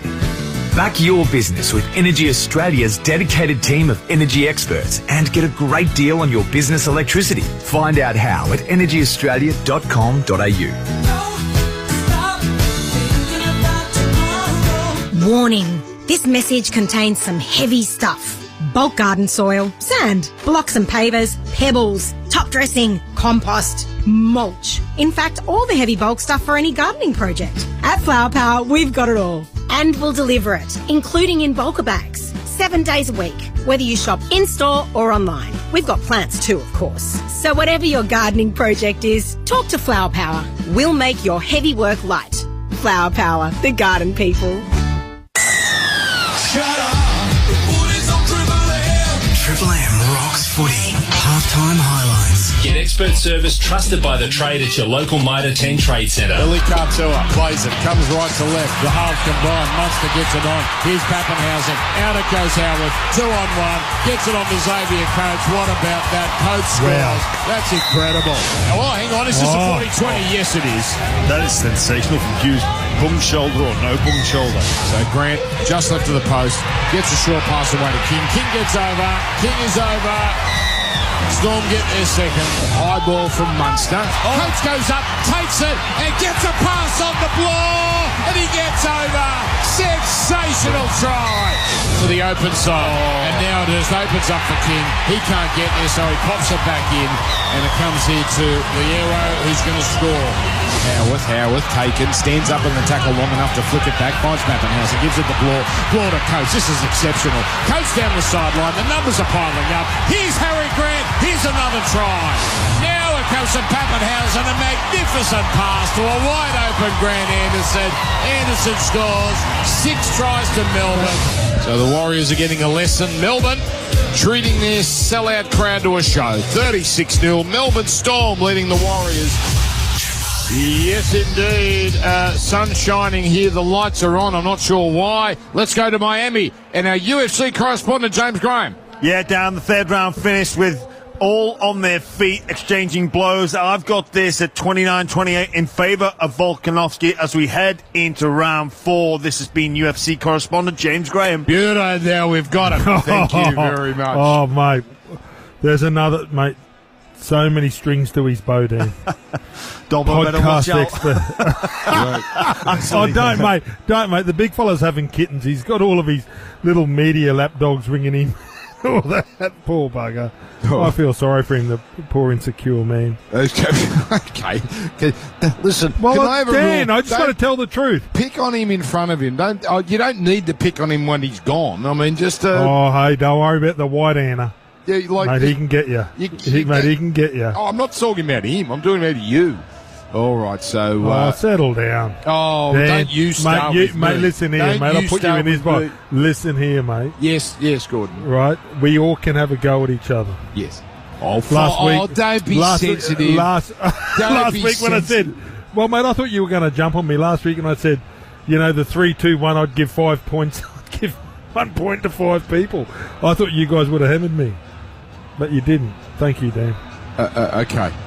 Jeez, you carry you that. Get that, do you? You carry that. You get that like there's 6 points. Yeah, I and I'm sitting there, and then all I saw was Jimmy Graham just get a smirk, and I'm thinking, mate, you should have jumped down my throat.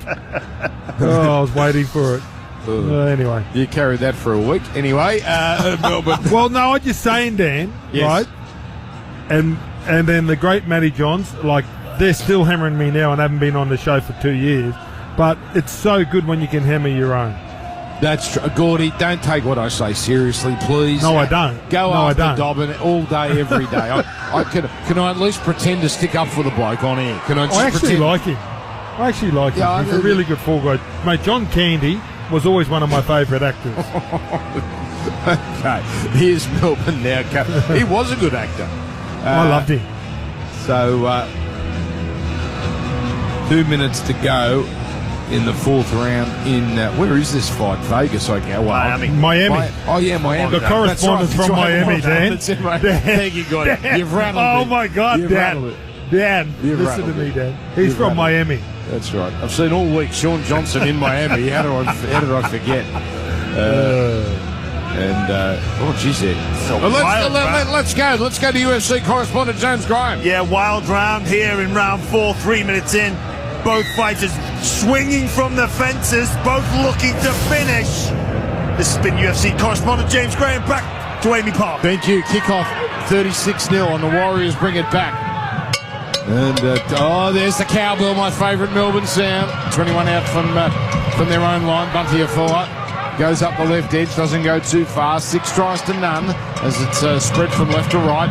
And Van Malmga, plenty of game time for him, of course. With James Fisher-Harris out of the game, they're all going to have to dig a little deeper as the ball is played and Egan works out a dummy half.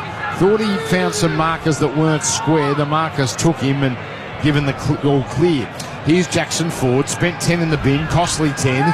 He carries it up, and there's been a big change for Melbourne. We'll get to that in a moment once Will is in position. It's an important one, high kick, and it's coming down inside the 10, where Pappenhausen is veering to the open right after catching it, and then he comes back to the short side where he's taken, nowhere for him to go. Will Chambers, what's doing on the sideline, Bob Jane teammates? Some big news. Jerome Hughes, his afternoon's over. It's a bit precautionary with his shoulder, but they've brought young Kyron Wishart into the halves. Yeah, a luxury you can afford at 36 to block, thank you. As it's Coates who really has made his mark on this game, carrying it forward. Melbourne on fire and on track for a fourth win. Here it comes to King. King is hitting it up, and he'll play it back to Grant. Grant on to Munster from inside the 40. He's from centre field, so no 40-20 here, but he does get plenty of depth on this, taken by 2-out Hickey, skipping into the defence. Oh, he got past cut-top, but not much further. And now it's Nickel Klitschner. He works it up the centre of the field. Newcastle Tigers is the late game. Good one, Knights a weekend. That's a big chance for the Tigers. As really looking forward to that game after this one, Dan. Warriors make a mess of it with a forward pass, and that's on halfway. So Melbourne only takes 2 minutes, but they'll get their first chance of the second half. As we look at a replay here for Harvey Norman, it was Adam Pompey, and what he did, actually didn't pass it forward, he passed it straight into Leia Tower, who can be forgiven for putting that down. That was a nightmare of a pass. So Melbourne walk halfway line. I'll be crossing to Miami shortly, so just let's get our people in position, please, as we'll get through this Melbourne set. The Volk fight getting very interesting. Here's Munster. Oh, he crabbed back into the middle there and paid the price. Hammered. Westpac red zone stat. Warriors have actually had more ball than the opposition 20, but they're down 36 block. Kamikamitha works it upfield, where he's met and put down in the centre of this Amy Park. They run towards the MCG end. Geez, you'd be filthy at that end. You saw no tries at Urin in the first half and 6 at the other. Here's Pappenhausen. And he works up the right side, and he's eventually knocked over. 28 out. No Jerome Hughes, off precaution. Wishart at half-back, floating across, linking up with Munster. Munster on the ball. Beautiful. Don't argue there on Metcalf, but Metcalf had plenty of help there. And the tackle completed. 21 out on tackle 4. Howarth picks it up and runs towards the middle. So pretty effective defensive set from the Warriors, but here we go, the last tackle. And it's going to be Munster, and he goes high, predictable towards Coates, but poor kick. That's a bad one. Too big. Nickel Klitschner takes it. Yeah, just a rare mistake from Munster so early in the second half, but Chance Nickel Klitschner just gets hammered from Kamikamitha. He's injured. I think he's winded. Right. Oh, yeah, look, he is too. All right, so does look in some strife, did they get him high?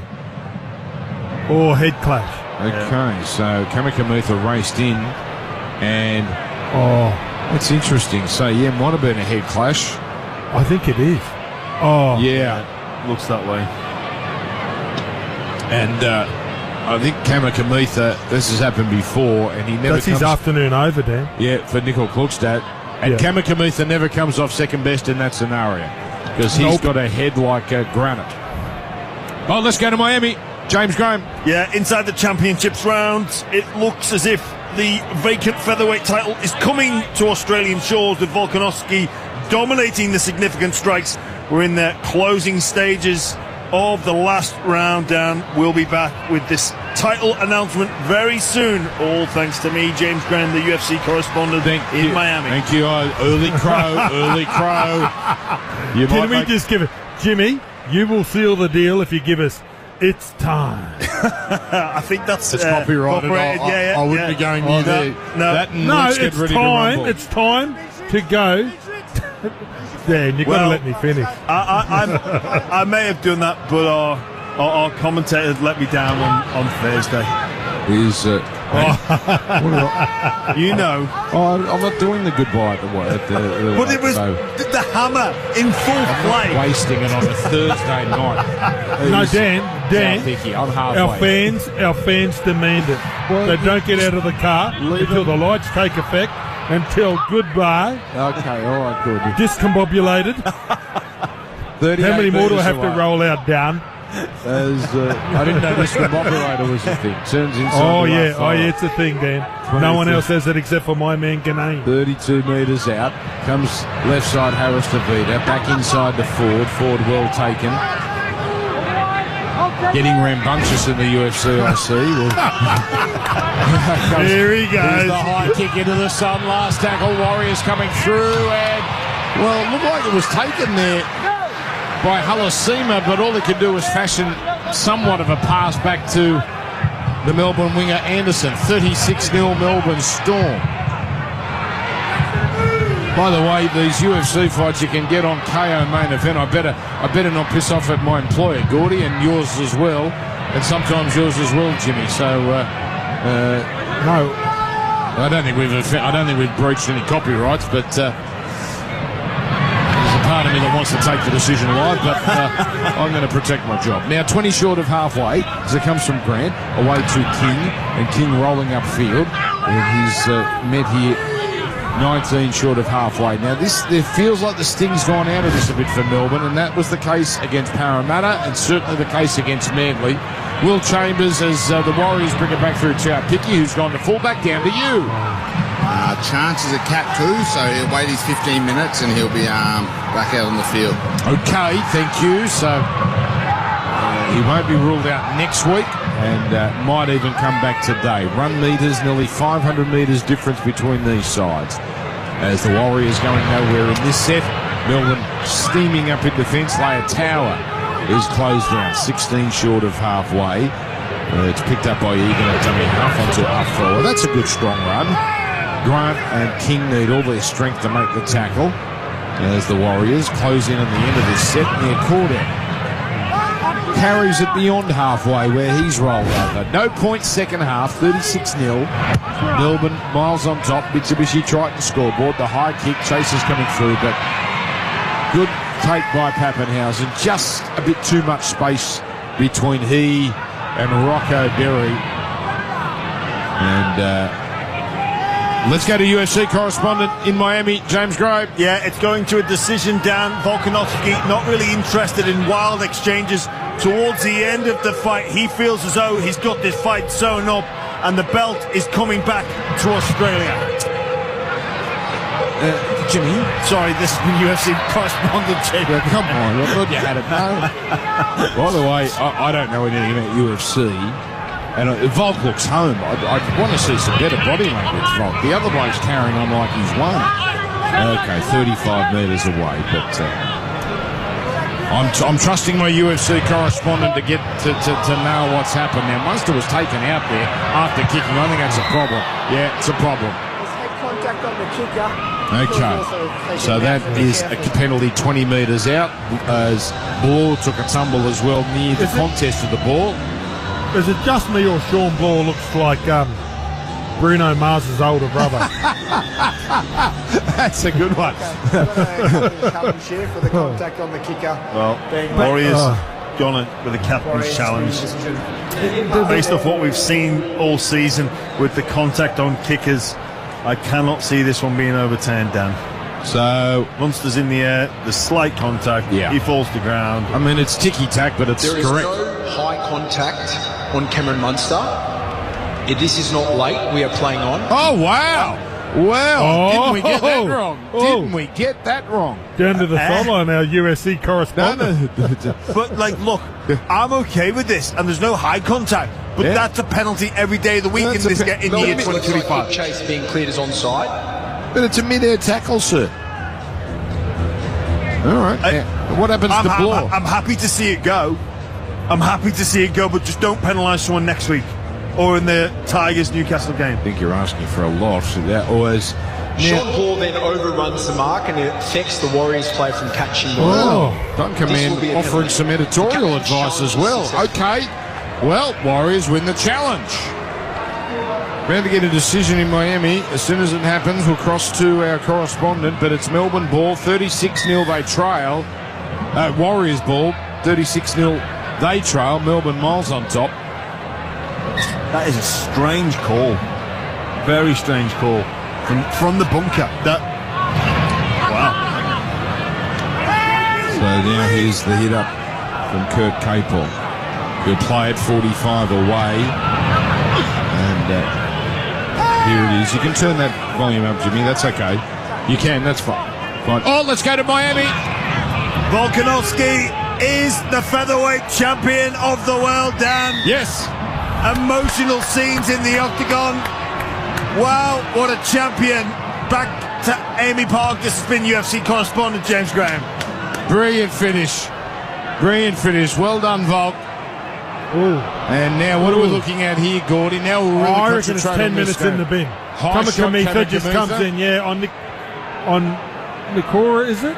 Nikora. Just been placed on report. Okay. Oh, wow. Okay. It wasn't shoulder, it was like a forearm to the side of the head of Nikora. All right, so Warriors enjoying a nice little period here. They would have been much happier if it was 13-12, but not to be. Played now to Egan, throws it on to Vaimanga. His 7th run. He gets within a couple of metres. They look like scoring, actually. Metcalf away to Taupiki. He evades a couple of defenders. Can't get a pass on the outside, but he does turn it into Ford. Melbourne retreat. They're in all sorts there, but Melbourne make the tackle on Ford. Grant last to get off. 3 gone. 6 more tackles. Comes to Vaimanga, drops it behind him, and it's called a knock on. A first tackle of a 6 again. Boy, Ashley Klein is just relentless today. That could have easily been a penalty. No advantage, but 36-0. Yeah, we're still figuring out as a game what the advantage means and what it doesn't. I personally would like to see the Warriors get the penalty there, because there is no advantage really been played. It is poor from the middle forward there to drop that ball, but yeah, it's tough luck. Gordy, I've got to say, 6 agains, the genius of the 6 again is it's not there's not enough scrutiny on it, because everything happens so quickly. Yep. That now in this case it doesn't matter because Warriors knocked it on. The Roosters and Brisbane, Roosters deserve to win. They were much better than Brisbane.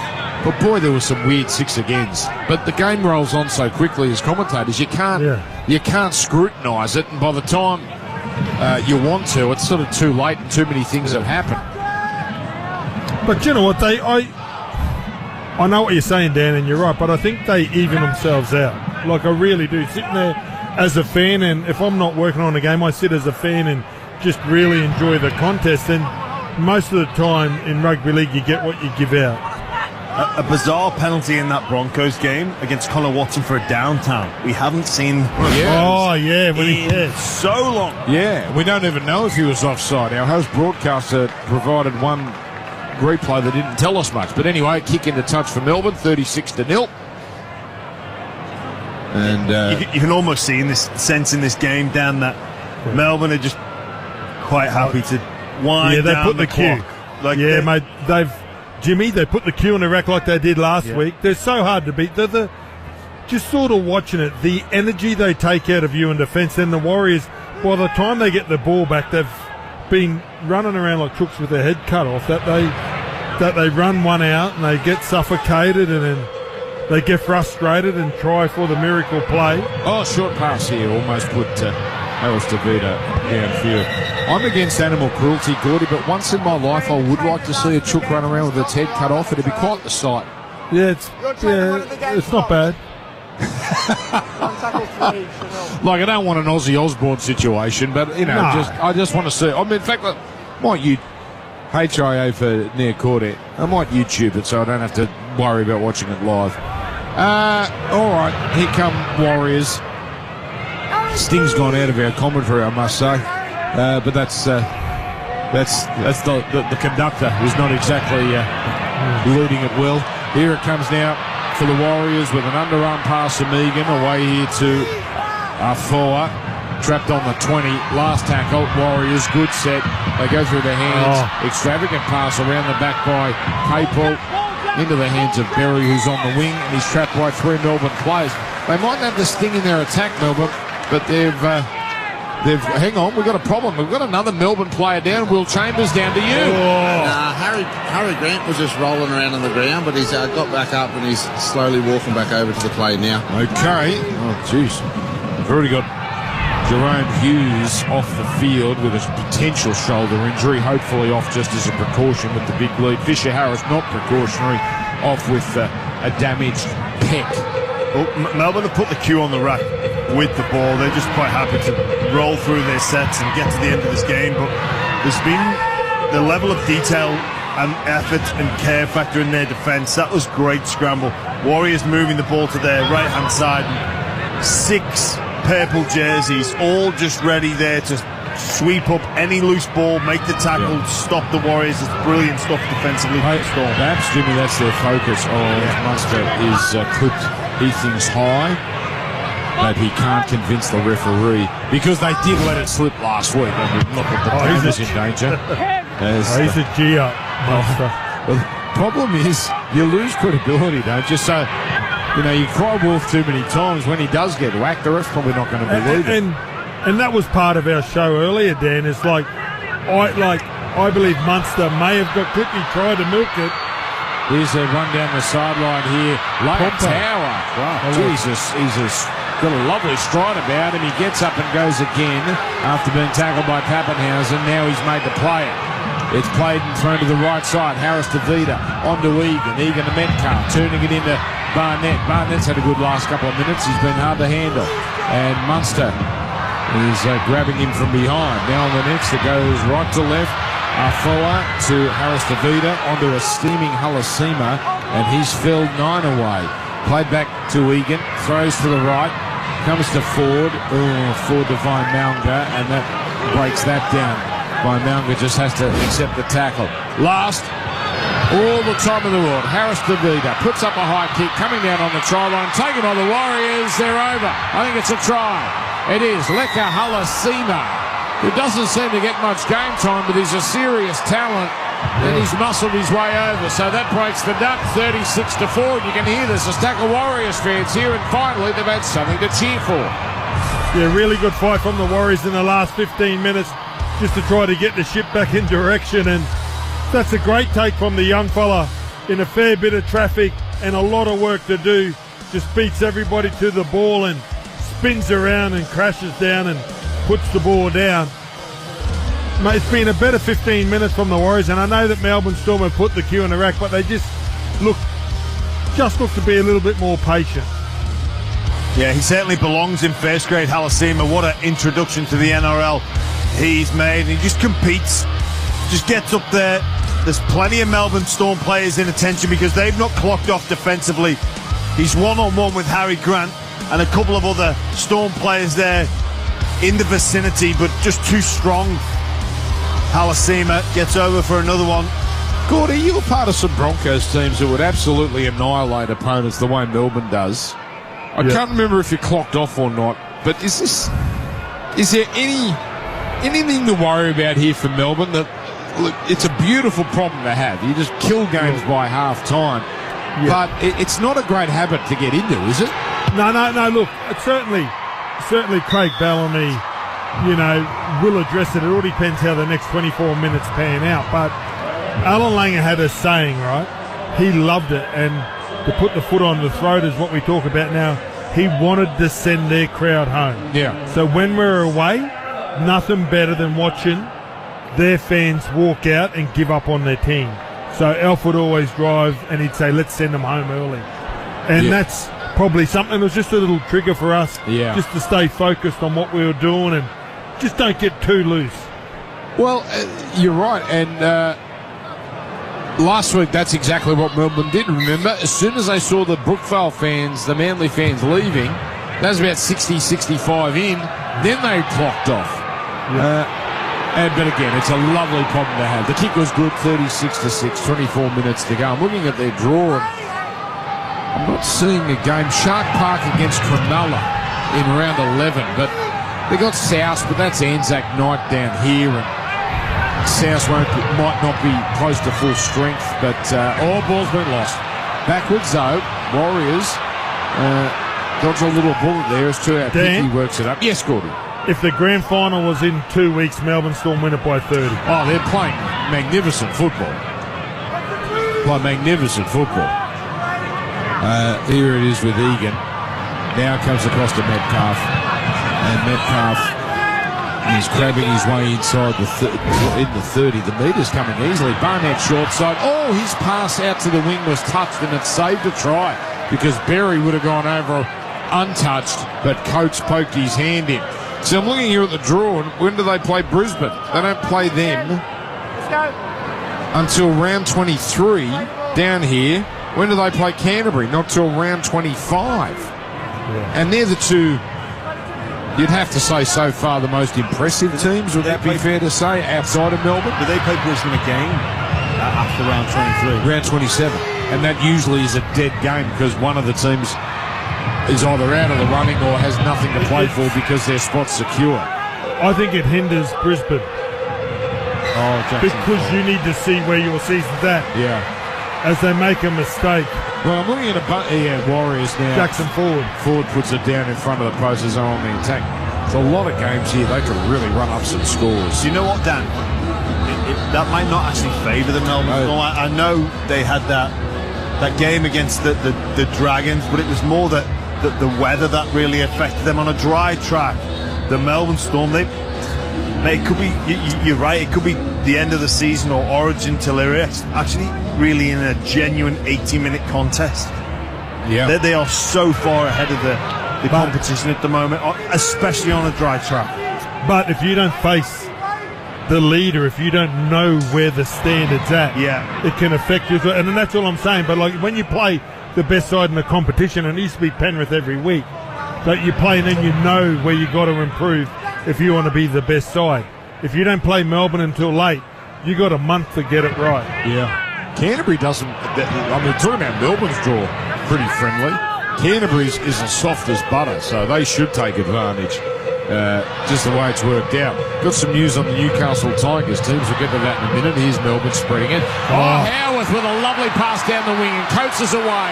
Coates is inside the 10, goes himself and bounces over. He knew he had the strength to ride the bump, ignore Pappenhausen and carry it to the try line. How many's that for Xavier? That's 2. Yes, it is. He's the first multiple try scorer. And it took Melbourne a while, but they've woken up in their second period, 40-6. Yeah, with Hughes off the field, you saw Wishart go into the halves. It's the first time that they combine again. Munster on the Pappenhausen, and that's beautiful hands. And Coates, I think he's made a lot of great decisions today. As you said, you see wingers and they kick inside, they try for that miracle play or that highlight reel play, but just there he bites down on the mouth guard and runs over the fullback to slam it down. That's a great try. Well, he obviously doesn't like Ryan Pappenhausen. He's not scored here today, and I thought he might have just give him the easy option and tip the ball onto him, but Coates backed himself. He does get the 4-pointer. Am I right in thinking Pappenhausen and Munster maybe have the little side hustle about who's going to get the most tries between those 2 or those 3? But Hughes is a part of that cabal as well. Yeah, I think Coates might be on the take. One or 2 of them. Oh, I see. Because wild accusations from UFC correspondent James Graham. I know. A little slush fund. Hey, Xavier, if you're in the clear and you see Ryan there, you know, I'll make it very much worth your while if you back yourself. I know you know, in the mean streets of the combat sports, you know, shady operations are the order of the day, but please keep your scepticism out of rugby league. Here's Pappenhausen. He's 11 in from touch, 71% on the per tech kick predictor, and guides it through 42 points to 6. Yeah, just great work from Volkanovski. You could say, Dan, he's a hungry fighter. In fact, he's fighting for a sandwich. Yeah, now I get that. Yes, when Homer fought Drederick Tatum. One of the great symptoms of the say. Drederick Tatum. Let's go to Will Chambers on the sideline. Bob JT Marks. Great by Xavier there. Just backed his size and run over the top of the little fullback. But again, Melbourne there, their strike force from like a long way down the field, you know, their skills were, the play was excellent, and they got it to him in the open space. He can't stop the big fella. All right, thank you. I've got the teams here for Newcastle and the Tigers. They are 1-17, but there is an interesting change which commentators are going to be miserable about. Tyrone Thompson is starting alongside Leo. So starting front rowers, and they're identical twins. You could say, Gordy, they're the Thompson twins. Hold me now. Now here come Melbourne.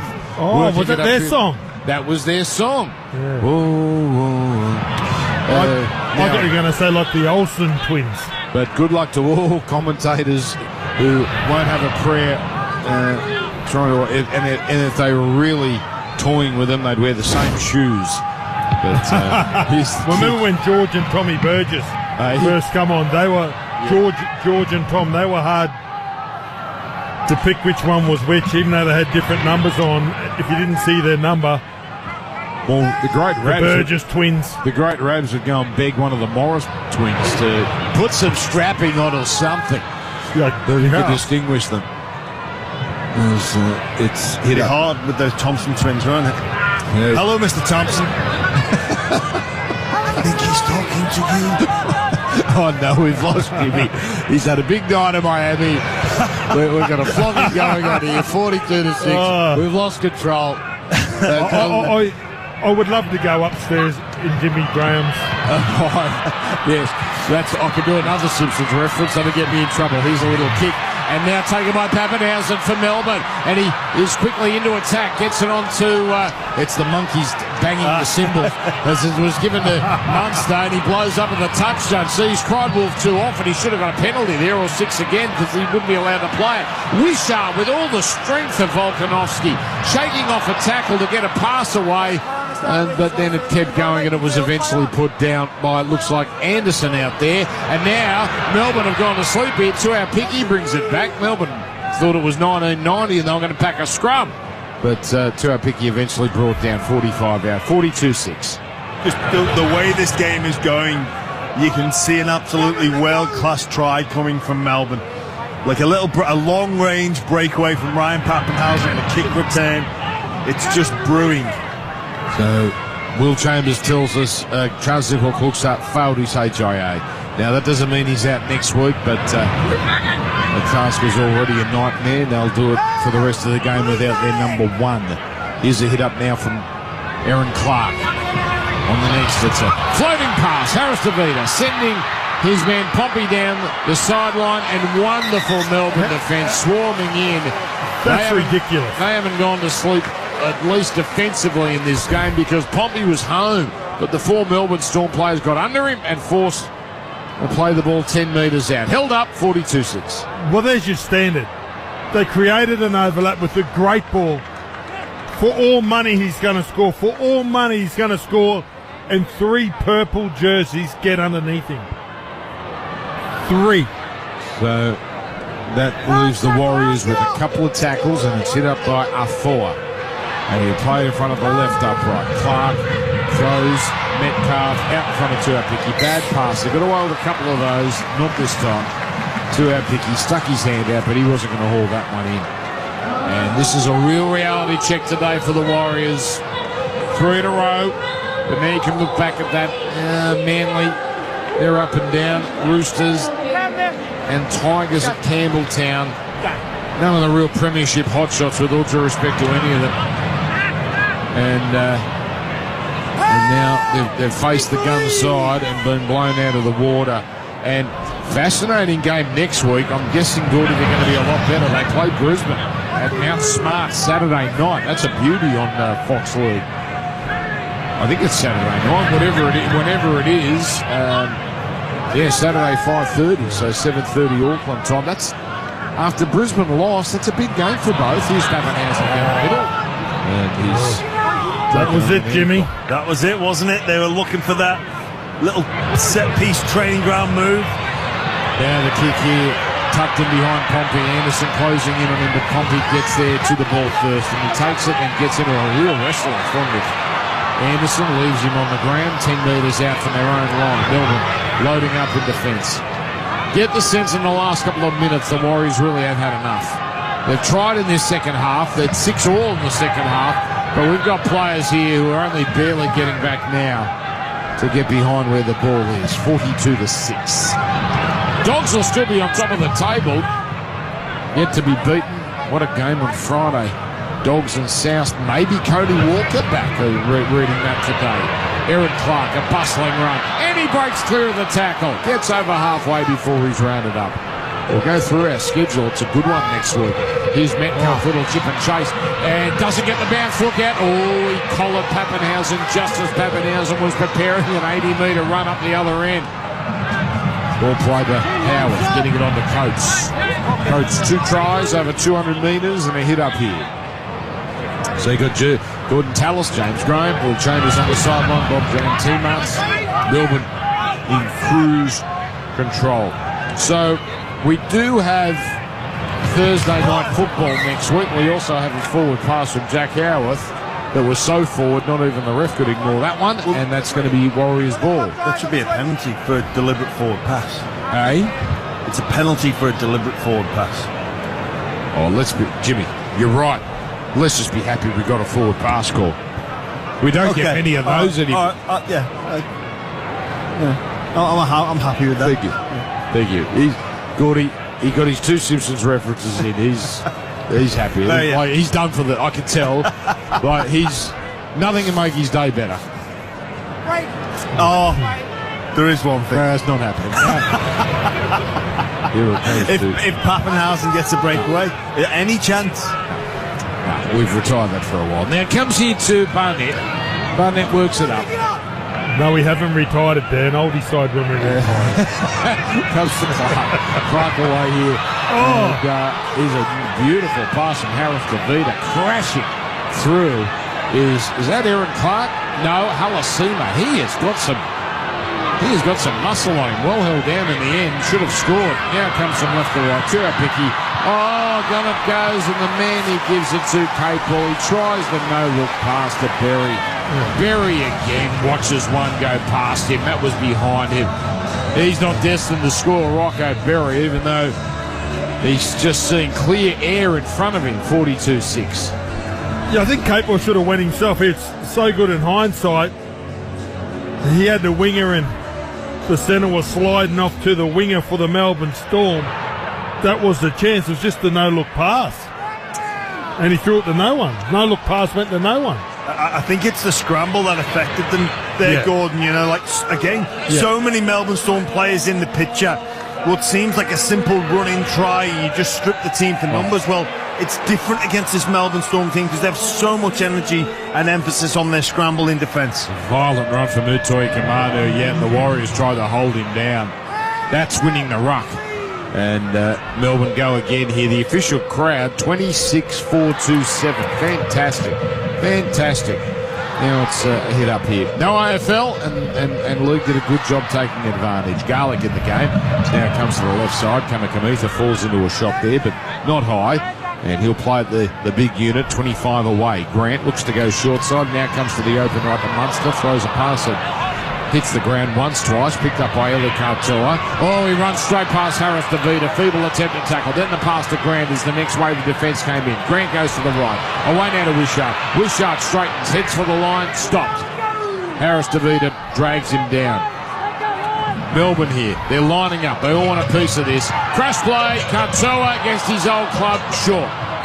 And he's lost the ball. You're offside because it comes off one of your players. Okay, so it's a knock-on. It's an error against Melbourne. 11 minutes to go. 42-6. Will Chambers, Bob Jane teammates. A bit of a funny interchange just there. Xavier Coates come off and Big Tui run on the field. I was a bit stressed, but Xavier gave me the nod and said he's okay. It's precautionary. So I was thinking, wow, what's happened here? All right, yeah. Thank you. So if you missed the news, James Fisher-Harris a pec injury, and he did that very early, and the signs weren't good. Jerome Hughes shoulder injury, not sure. He came off at half-time, but the lead was 36-0, so a luxury Melbourne could afford. Triple M rocking Sunday footy for Ream Hot Water and for McDonald's. And Berry's lost the ball. Berry runs into two defenders, and a proper chest bump there between Howarth and Leo. Got a captain's challenge here, LK, from the Warriors. Getting the decision of a loose carry. They believe there's a strip. Berry is the man that's claiming it. So Harvey Norman replay. I think we all heard Backstreet Boys being played. I'm not sure that belongs at a rugby league game, but anyway, that was played a little earlier. Why not? You're right. I'd rather that than Sweet Caroline. Now, round 7, you boys look at the replay. I'll go through the draw for next week. Manly Dragons, Four Pines Park. Looking at all available angles to see if there's any stripping action from the Melbourne player. Haven't seen anything so far. No, it's just... That's going to be a knock-on. Yeah. Oh, hang on. What about that? The way it came out had a bit of a stripping action to it, but I'm not sure they're going to say it is because not really enough evidence, is there? 10 minutes to go. Yeah, that's it, Danny. It's hard to see enough evidence that there's an actual strip as opposed to just making a tackle. With the on-field decision of a knock-on, there is insufficient evidence and not available camera angles. I reckon, Gordy, there is enough evidence. But anyway, it doesn't matter. If unsuccessful, the Warriors will retain their challenge. No, insufficient. They keep it. No, don't let them keep it. That might keep us here longer. 40. This game's been over for an hour. All right, so 25 metres between the Storm and the Warriors, and the Warriors try line. Yeah, so Thursday regular service. Manly Dragons at Brookie. Then Friday afternoon, massive crowd expected at Accor Stadium. Bulldogs South. Dolphins Storm is the night game in Brisbane on Friday.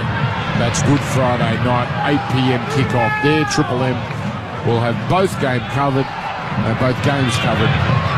As now, strong run Utro Komoda, but well handled this time by Halasima. Ball played centre field. Grant getting it on to Bloor. He goes down the edge and is chopped down by Egan and two up top. 2 metres out Melbourne. Haven't had many chances in this second half. A rare venture into the Westpac red zone. Comes to the right side as it's gone on to a dumbing Wishart, and he stumbled after looking like going right through, and he'll think he's cost himself a try there. On the next, it comes to Munster, stab kick, and Capewell does well to shadow that ball over the dead ball line. So the air well and truly out of the balloon here. 6-all in the second half. 42-6 the score in favour of Melbourne. Saturday, just the 2 games here. Because of Easter and the way it's spread out, Warriors Brisbane, the one we told you about, that'll be our game on Triple M, and that's a cracker of a game, and we'll have that one. 5:30 is kick-off Australian time, and then desperate teams, Roosters, Panthers. Roosters looking for 2 in a row against the Panthers, and that's at Allianz Stadium, 7:35. Sunday, our game, the Mighty Titans against the Canberra Raiders, that's at 2 p.m. Night Sharks is the Easter Sunday afternoon game. That's Triple M Newcastle. And Monday, West's Tigers at home to Parramatta, but it is at CommBank. And we'll be on air from 3 o'clock on Monday. All right, that's next week. Warriors getting through their set here with 8.5 to go. As Aaron Clark, he deserves a try. Boy, he's tried hard. He got an offload away. Comes eventually to Halasima, and Halasima has rounded up 19 out. Played now here to Pompey to the open right. Harris to Vita. Oh, what a shot there as he ran into the line. He gave it to Nia Cordair. Nia Cordair fell quickly. Last tackle, 11 out. Comes to Clark, little brother, and almost taking it was by Malga, but he can't hang on.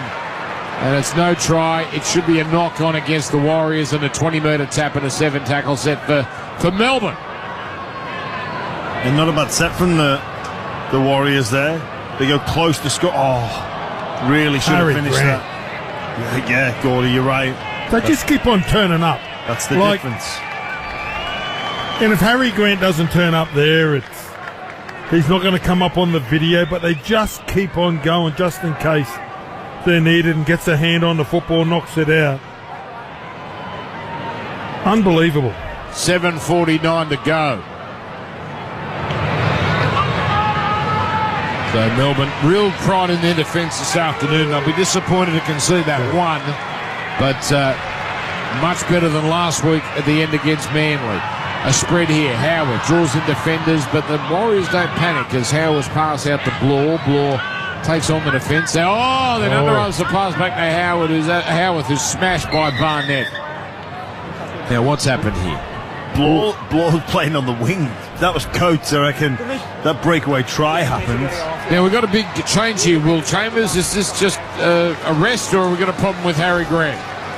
Nah, he looks fine. He's just walking down the sideline on a regular power rate. So, yeah, he doesn't look too fast. But, now, Will, do they make these Melbourne... You know how we have the sports scientists say you've got to do a certain amount of minutes or a certain amount of miles. So you see the 18th and the 19th man running laps after a game. Are they going to make Grant and Hughes do extra work? Surely not. They're not going to make them do extra work to get their time. No, I don't think so. I think that it's a lot of it's precautionary because they've got the 5-day turnaround against the Dolphins next week. So I know there'll be a bit of thought going into that they're comfortably in front here. So give him a breather while they can, because he's likely to play 80 minutes next week. That's exactly right. Thank you. Outside to Munster, inside to Wishart, onto Pappenhausen. He gets it on here to Howard. That's a head eye. He was decked there by Berry. That's a head eye. And Klein is going to pause play, and he wants the bunker to have a look here. Howard went down like a sack of spuds. So it's a penalty for a high tackle for now. Is it more? I don't know. What do you reckon, Gordy, on that angle for Harvey Norman? Ooh. I reckon that angle shows that if there's contact with the head, well, there is contact with the head, but I think he hit the body first, but I'm not sure the referee in the bunker are going to be lenient. Yes, they are, actually, they are. So he's called out, put on report, and that's it. Yeah, you're right. Because Howard sort of slips, tries to pull out of the way, which made it look a little bit worse. And he's got that shocker hair, which makes us all jealous. So when he gets hit like that, it just flies everywhere. Isn't it disgusting, Jimmy? Honestly. He does wear it well, though. Yeah, yes. No question. He's hit up now from Blore. As it's carried forward by Uteri Kamara after that pass. Then the ball came eventually to King, and he drops it. He's got a big smile on his face. 6.5 to go. You're going to drop one like that, do it when you're up 42-6. Now, Melbourne, by the way, looking at magic round. The last game, I tell you what, Gordy, it might be the best game of the weekend. They play Canberra. You couldn't look, Melbourne look in a different class to everyone, but you could see Canberra really getting down and dirty and making a serious contest of it. Every now and then when their forward pack has a go, and Horsburgh was great again last night, and you see that they can get up for the challenge, the Canberra Raiders. Consistency's their problem, but yeah, absolutely. And they have a good record against the Purple Boys. Yes, they do. Here it comes now to Clark. Clark working upfield on tackle 5 here for the Warriors, who are 10 metres out. Egan picks up dummy half, throws to the right, Metcalf on the angle, gives it to Picky, dinks a little grubber. It's not bad. It's taken now by Leo, who drops it in the end goal, and it's a try to Berry.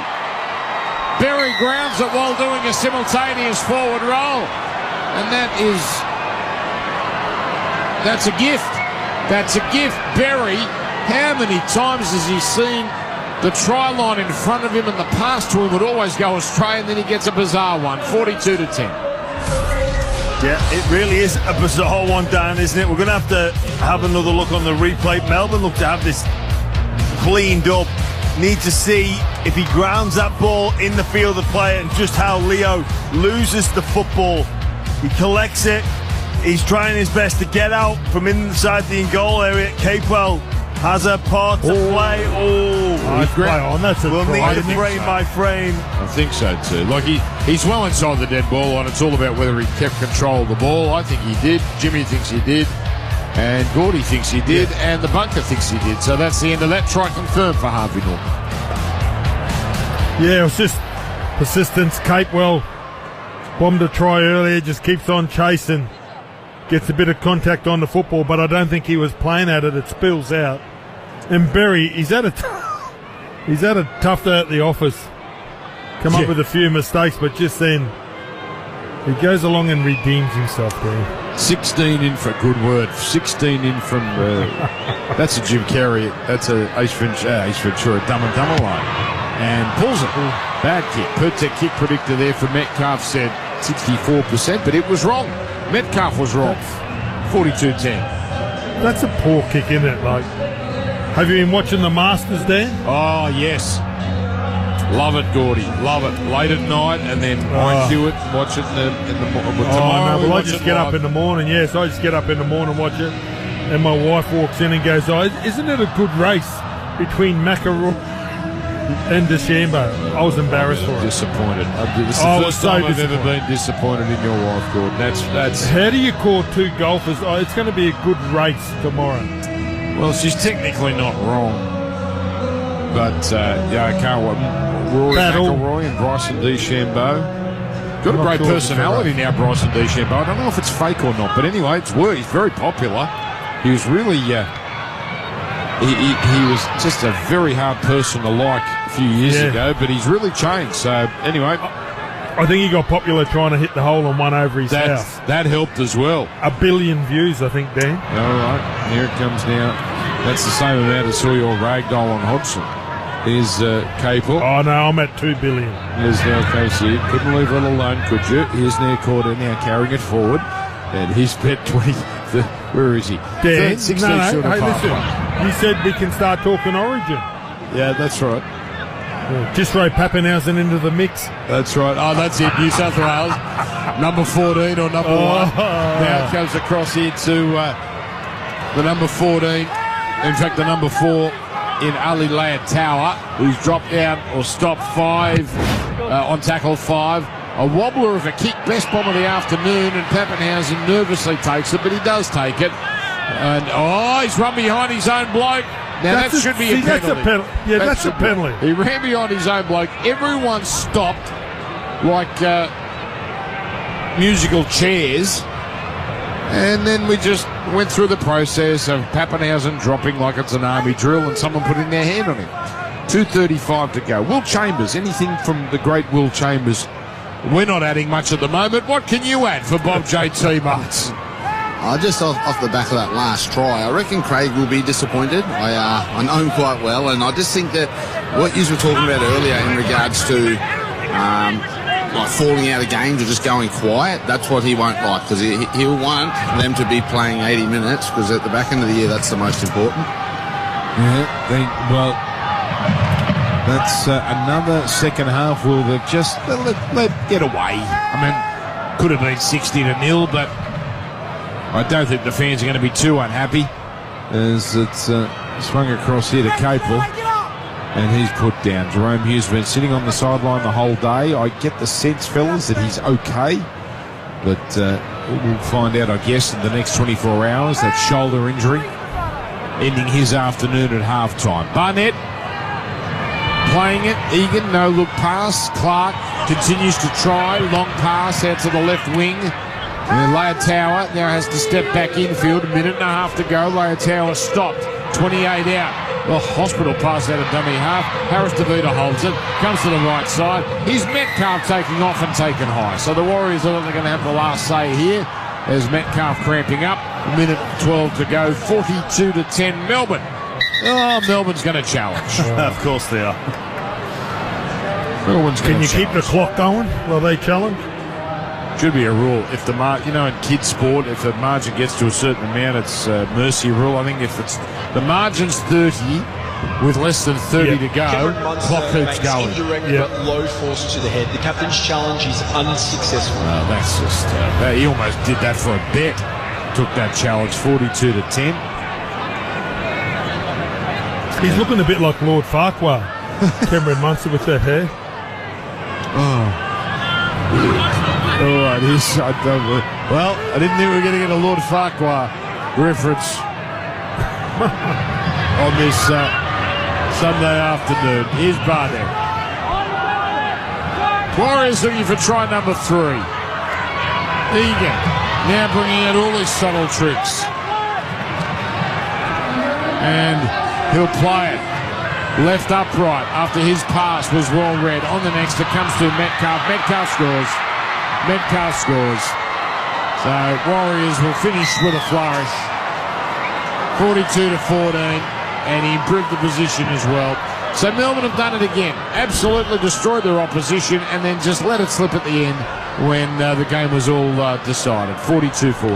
Yeah, probably just listening to what Will Chambers said about how Coach Bellamy would be disappointed with this fade away at the back end of the second half. That's Metcalf just on the outside of Munster. We see Munster just gets drawn into the lead line of one of the Warriors players, which exposes his outside. No Melbourne player comes up in to close that gap. It's Howarth that maybe could have just started to come in and shut down Metcalf. It would have left his outside man under a little bit of pressure, but Munster diving just can't quite get hold of Metcalf there, and that will be the game.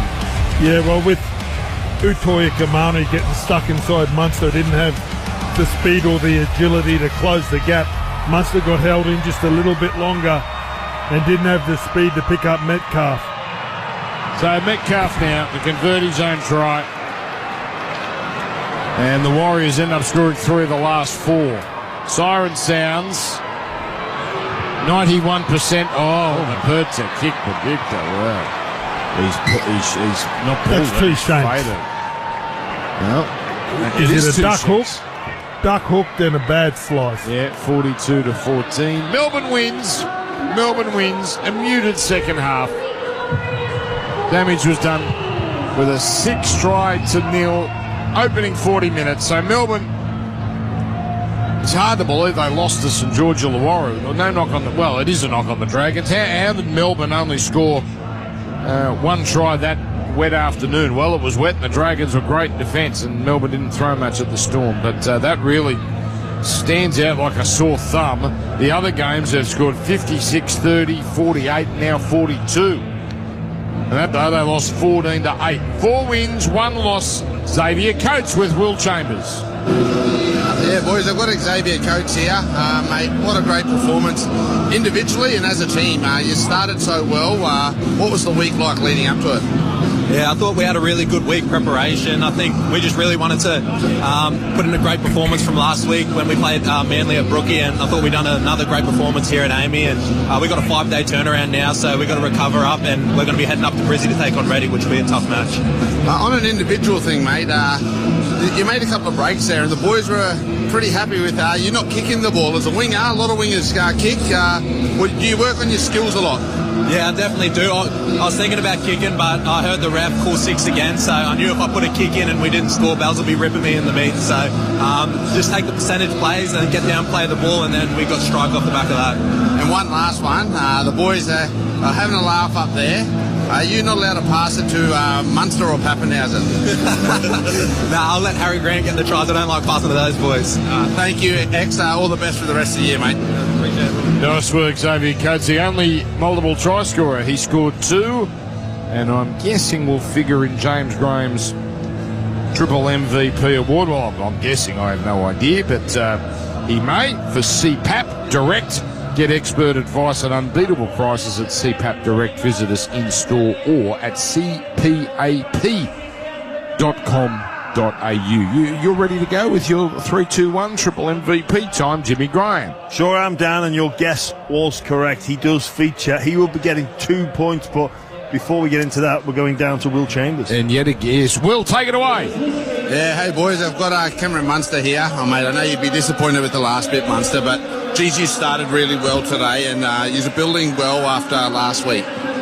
Yeah, look, we probably had some 50-50s there with a couple of passes and a couple of balls that landed in some of the guys' hands. But when you're in the picture all the time, you sometimes get lucky. So, I can't fault our first half there. A little bit in the second half at the start of the game. They probably needed to obviously chance their arm a little bit more than what we did, and probably hurt us a little bit with us not staying in our lanes and playing our style of footy. But I was just happy that our boys dug deep.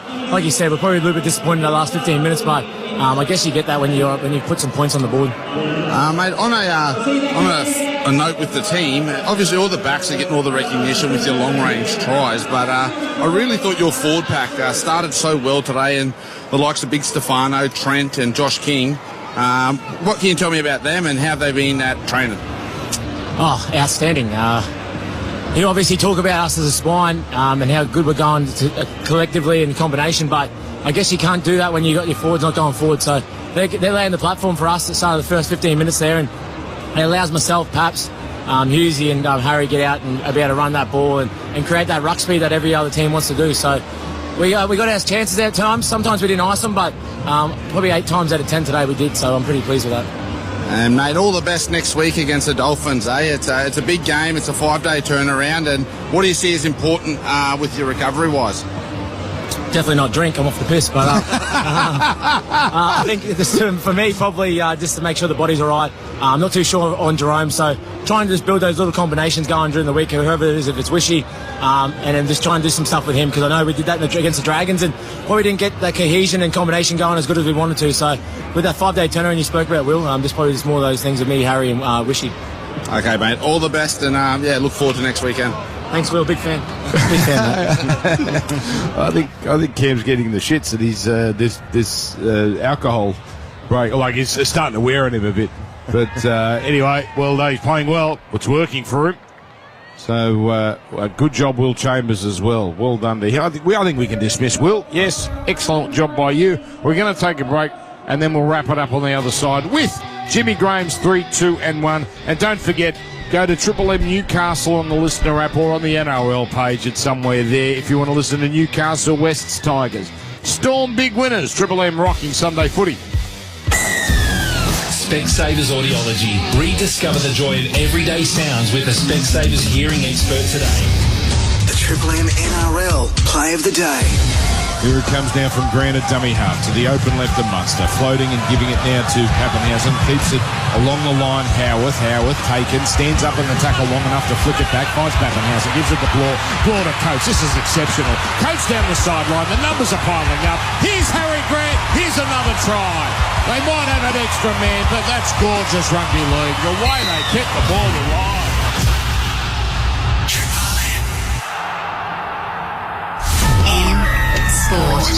Uncover well-kept secrets with Listener's lineup of investigative podcasts. Download the free Listener app and search Uncover. Hey there, Josh Conway with you, and at the risk of stealing Jimmy Graham's thunder, it's first over to the UFC in Miami, and Alex Volkanovski has returned to the featherweight throne, the Aussie regaining his title with a unanimous victory over Diego Lopez. Adversity is a privilege. You hear people talk about that all the time. This moment is incredible. If their thumping loss to the Storm wasn't bad enough, the Warriors could be without James Fisher-Harris for an extended period. Triple M Footy's Gordon Tallis says the Wars will miss him if that pec injury is as bad as they're fearing. I just think he's one of those guys that leads by actions. He's so good at cleaning up the ruck, and they certainly would have needed him out there today. And Newcastle's Sebastian Sewer will join the Dolphins from next season, with Mason Teague going the other way. Get caught not wearing a motorcycle helmet this holiday period and you'll face double the points. With double demerits in force April 17 till April 21, you can stop it or cop it. A hot one in Melbourne today, but the hosts have been even hotter. The Storm enjoying a whopping victory over the Warriors as Triple M rocks footy. Triple M Breakfast. Bo, Ryan and Woodsy. Shane Flanagan. And he's not sexy. Nah, he's actually the opposite. He's a hideous to He's look at. trying to get better with his fake teeth. When you get real close to him, you don't want to look directly into his eyes. You know those people whose face is that ugly, you don't know where to look. You look at the ground or you look at the sky. You just have beef because he told everyone that you shot vitamins out of your hair. He does listen to the show. Hello, Shane. Ryan and Woodsy on Triple M Breakfast, back April 28th. At Bunnings Trade, we've got your next build covered with prefabricated frame and truss. From townhouses and single dwellings to large developments, we provide uniquely designed solutions to suit your needs. It's the fast, efficient way to build from start to finish. Call 134 Trade to ask about frame and truss today. The Rexton Run-Out sale is on now, where you can save $4,000 on an MY24 Rexton. It's already one of Australia's best value 7-seaters. Now that value just got better. From only 46,000 drive away, you get 3.5 tonne towing capacity, all the space you could want, and all with a 7-year warranty. Visit your KGM SsangYong dealer now to save $4,000 on an MY24 Rexton. See the website for terms and conditions. KGM SsangYong, Korean built to last. For equipment hire and rental, more choice means more chance of success. That's why United Rentals is levelling the playing field. With shoring, earth moving, containers and worksite facilities for your job site.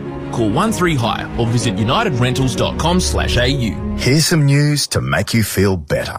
The Albanese Labor government has already opened 87 free Medicare urgent care clinics around the country, including 10 in Sydney, with 7 more opening in Sydney soon. So more people will soon be living within 20 minutes of one. And to make you feel even better, Labor will also deliver more bulk billing for all Australians. Labor built Medicare, and only Labor will look after it. Authorised D. Offner, Labor, Sydney. Tradies, while you're getting behind the footy, Beacon Trade's getting behind you, helping you light the homes of Australia. Partner up with Beacon Trade at beacontrade.com.au and let's make light work.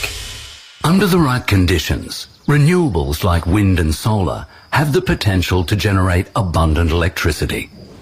But conditions aren't always right. Australian natural gas is an important part of Australia's energy mix. It can be turned on or off on demand, making it an ideal backup when conditions don't suit renewables and demand is high. Find out more at keepingthecountryRunning.com.au. Authorised by S. McCulloch, Australian Energy Producers Limited, Canberra.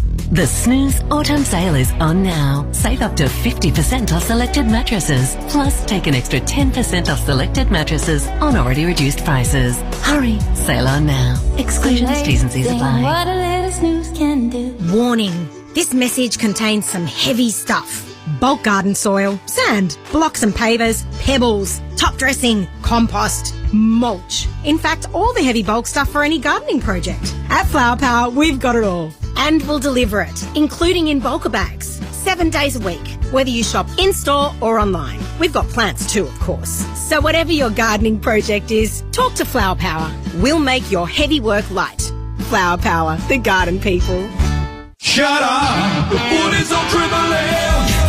Triple M rocks footy. Thanks to the reliable Mitsubishi Triton, nothing can frighten a Triton.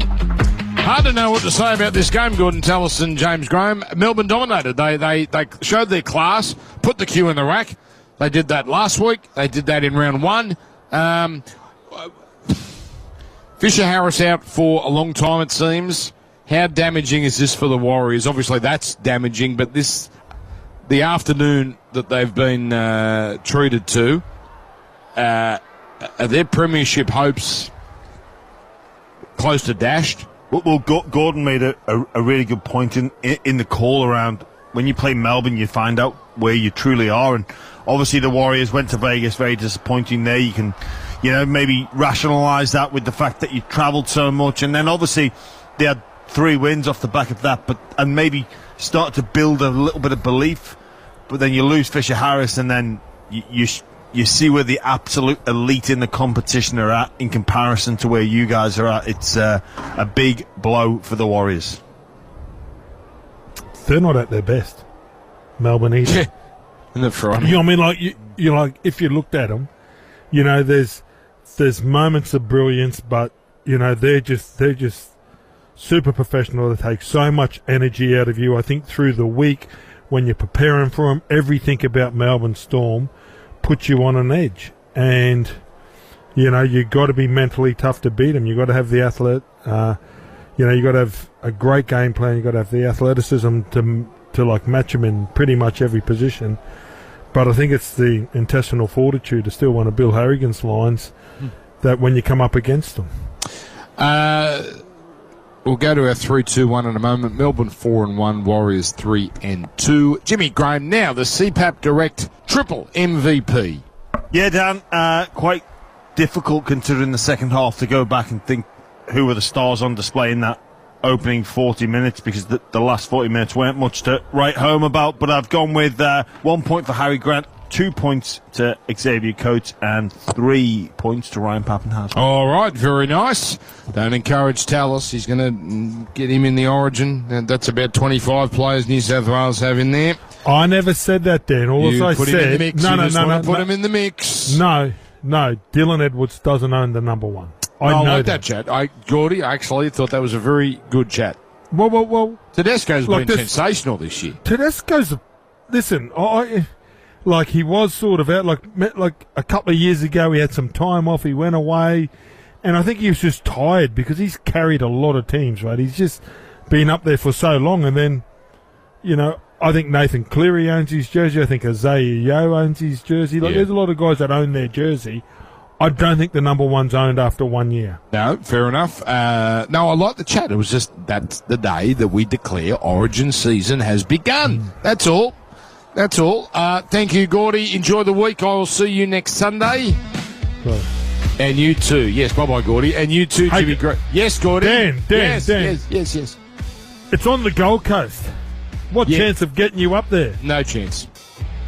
Easter. And... well, I might have to call Charlie White. I might do it from the sideline there. It might be a beautiful day. Might be. It's the Gold Coast. It will be a beautiful day. Because then I can take the kids there Friday, Saturday. I just roll into the game on Sunday. If James Graham wants to come up, we can go to the casino. I know he likes the casino. I would suggest we'd go up, Gordy. I would suggest we'd go up. But the last time we went up on Gold Coast for Easter, it was a disaster. People turned up to the Monday game, which I called, late because there were planes that I'm told were cancelled.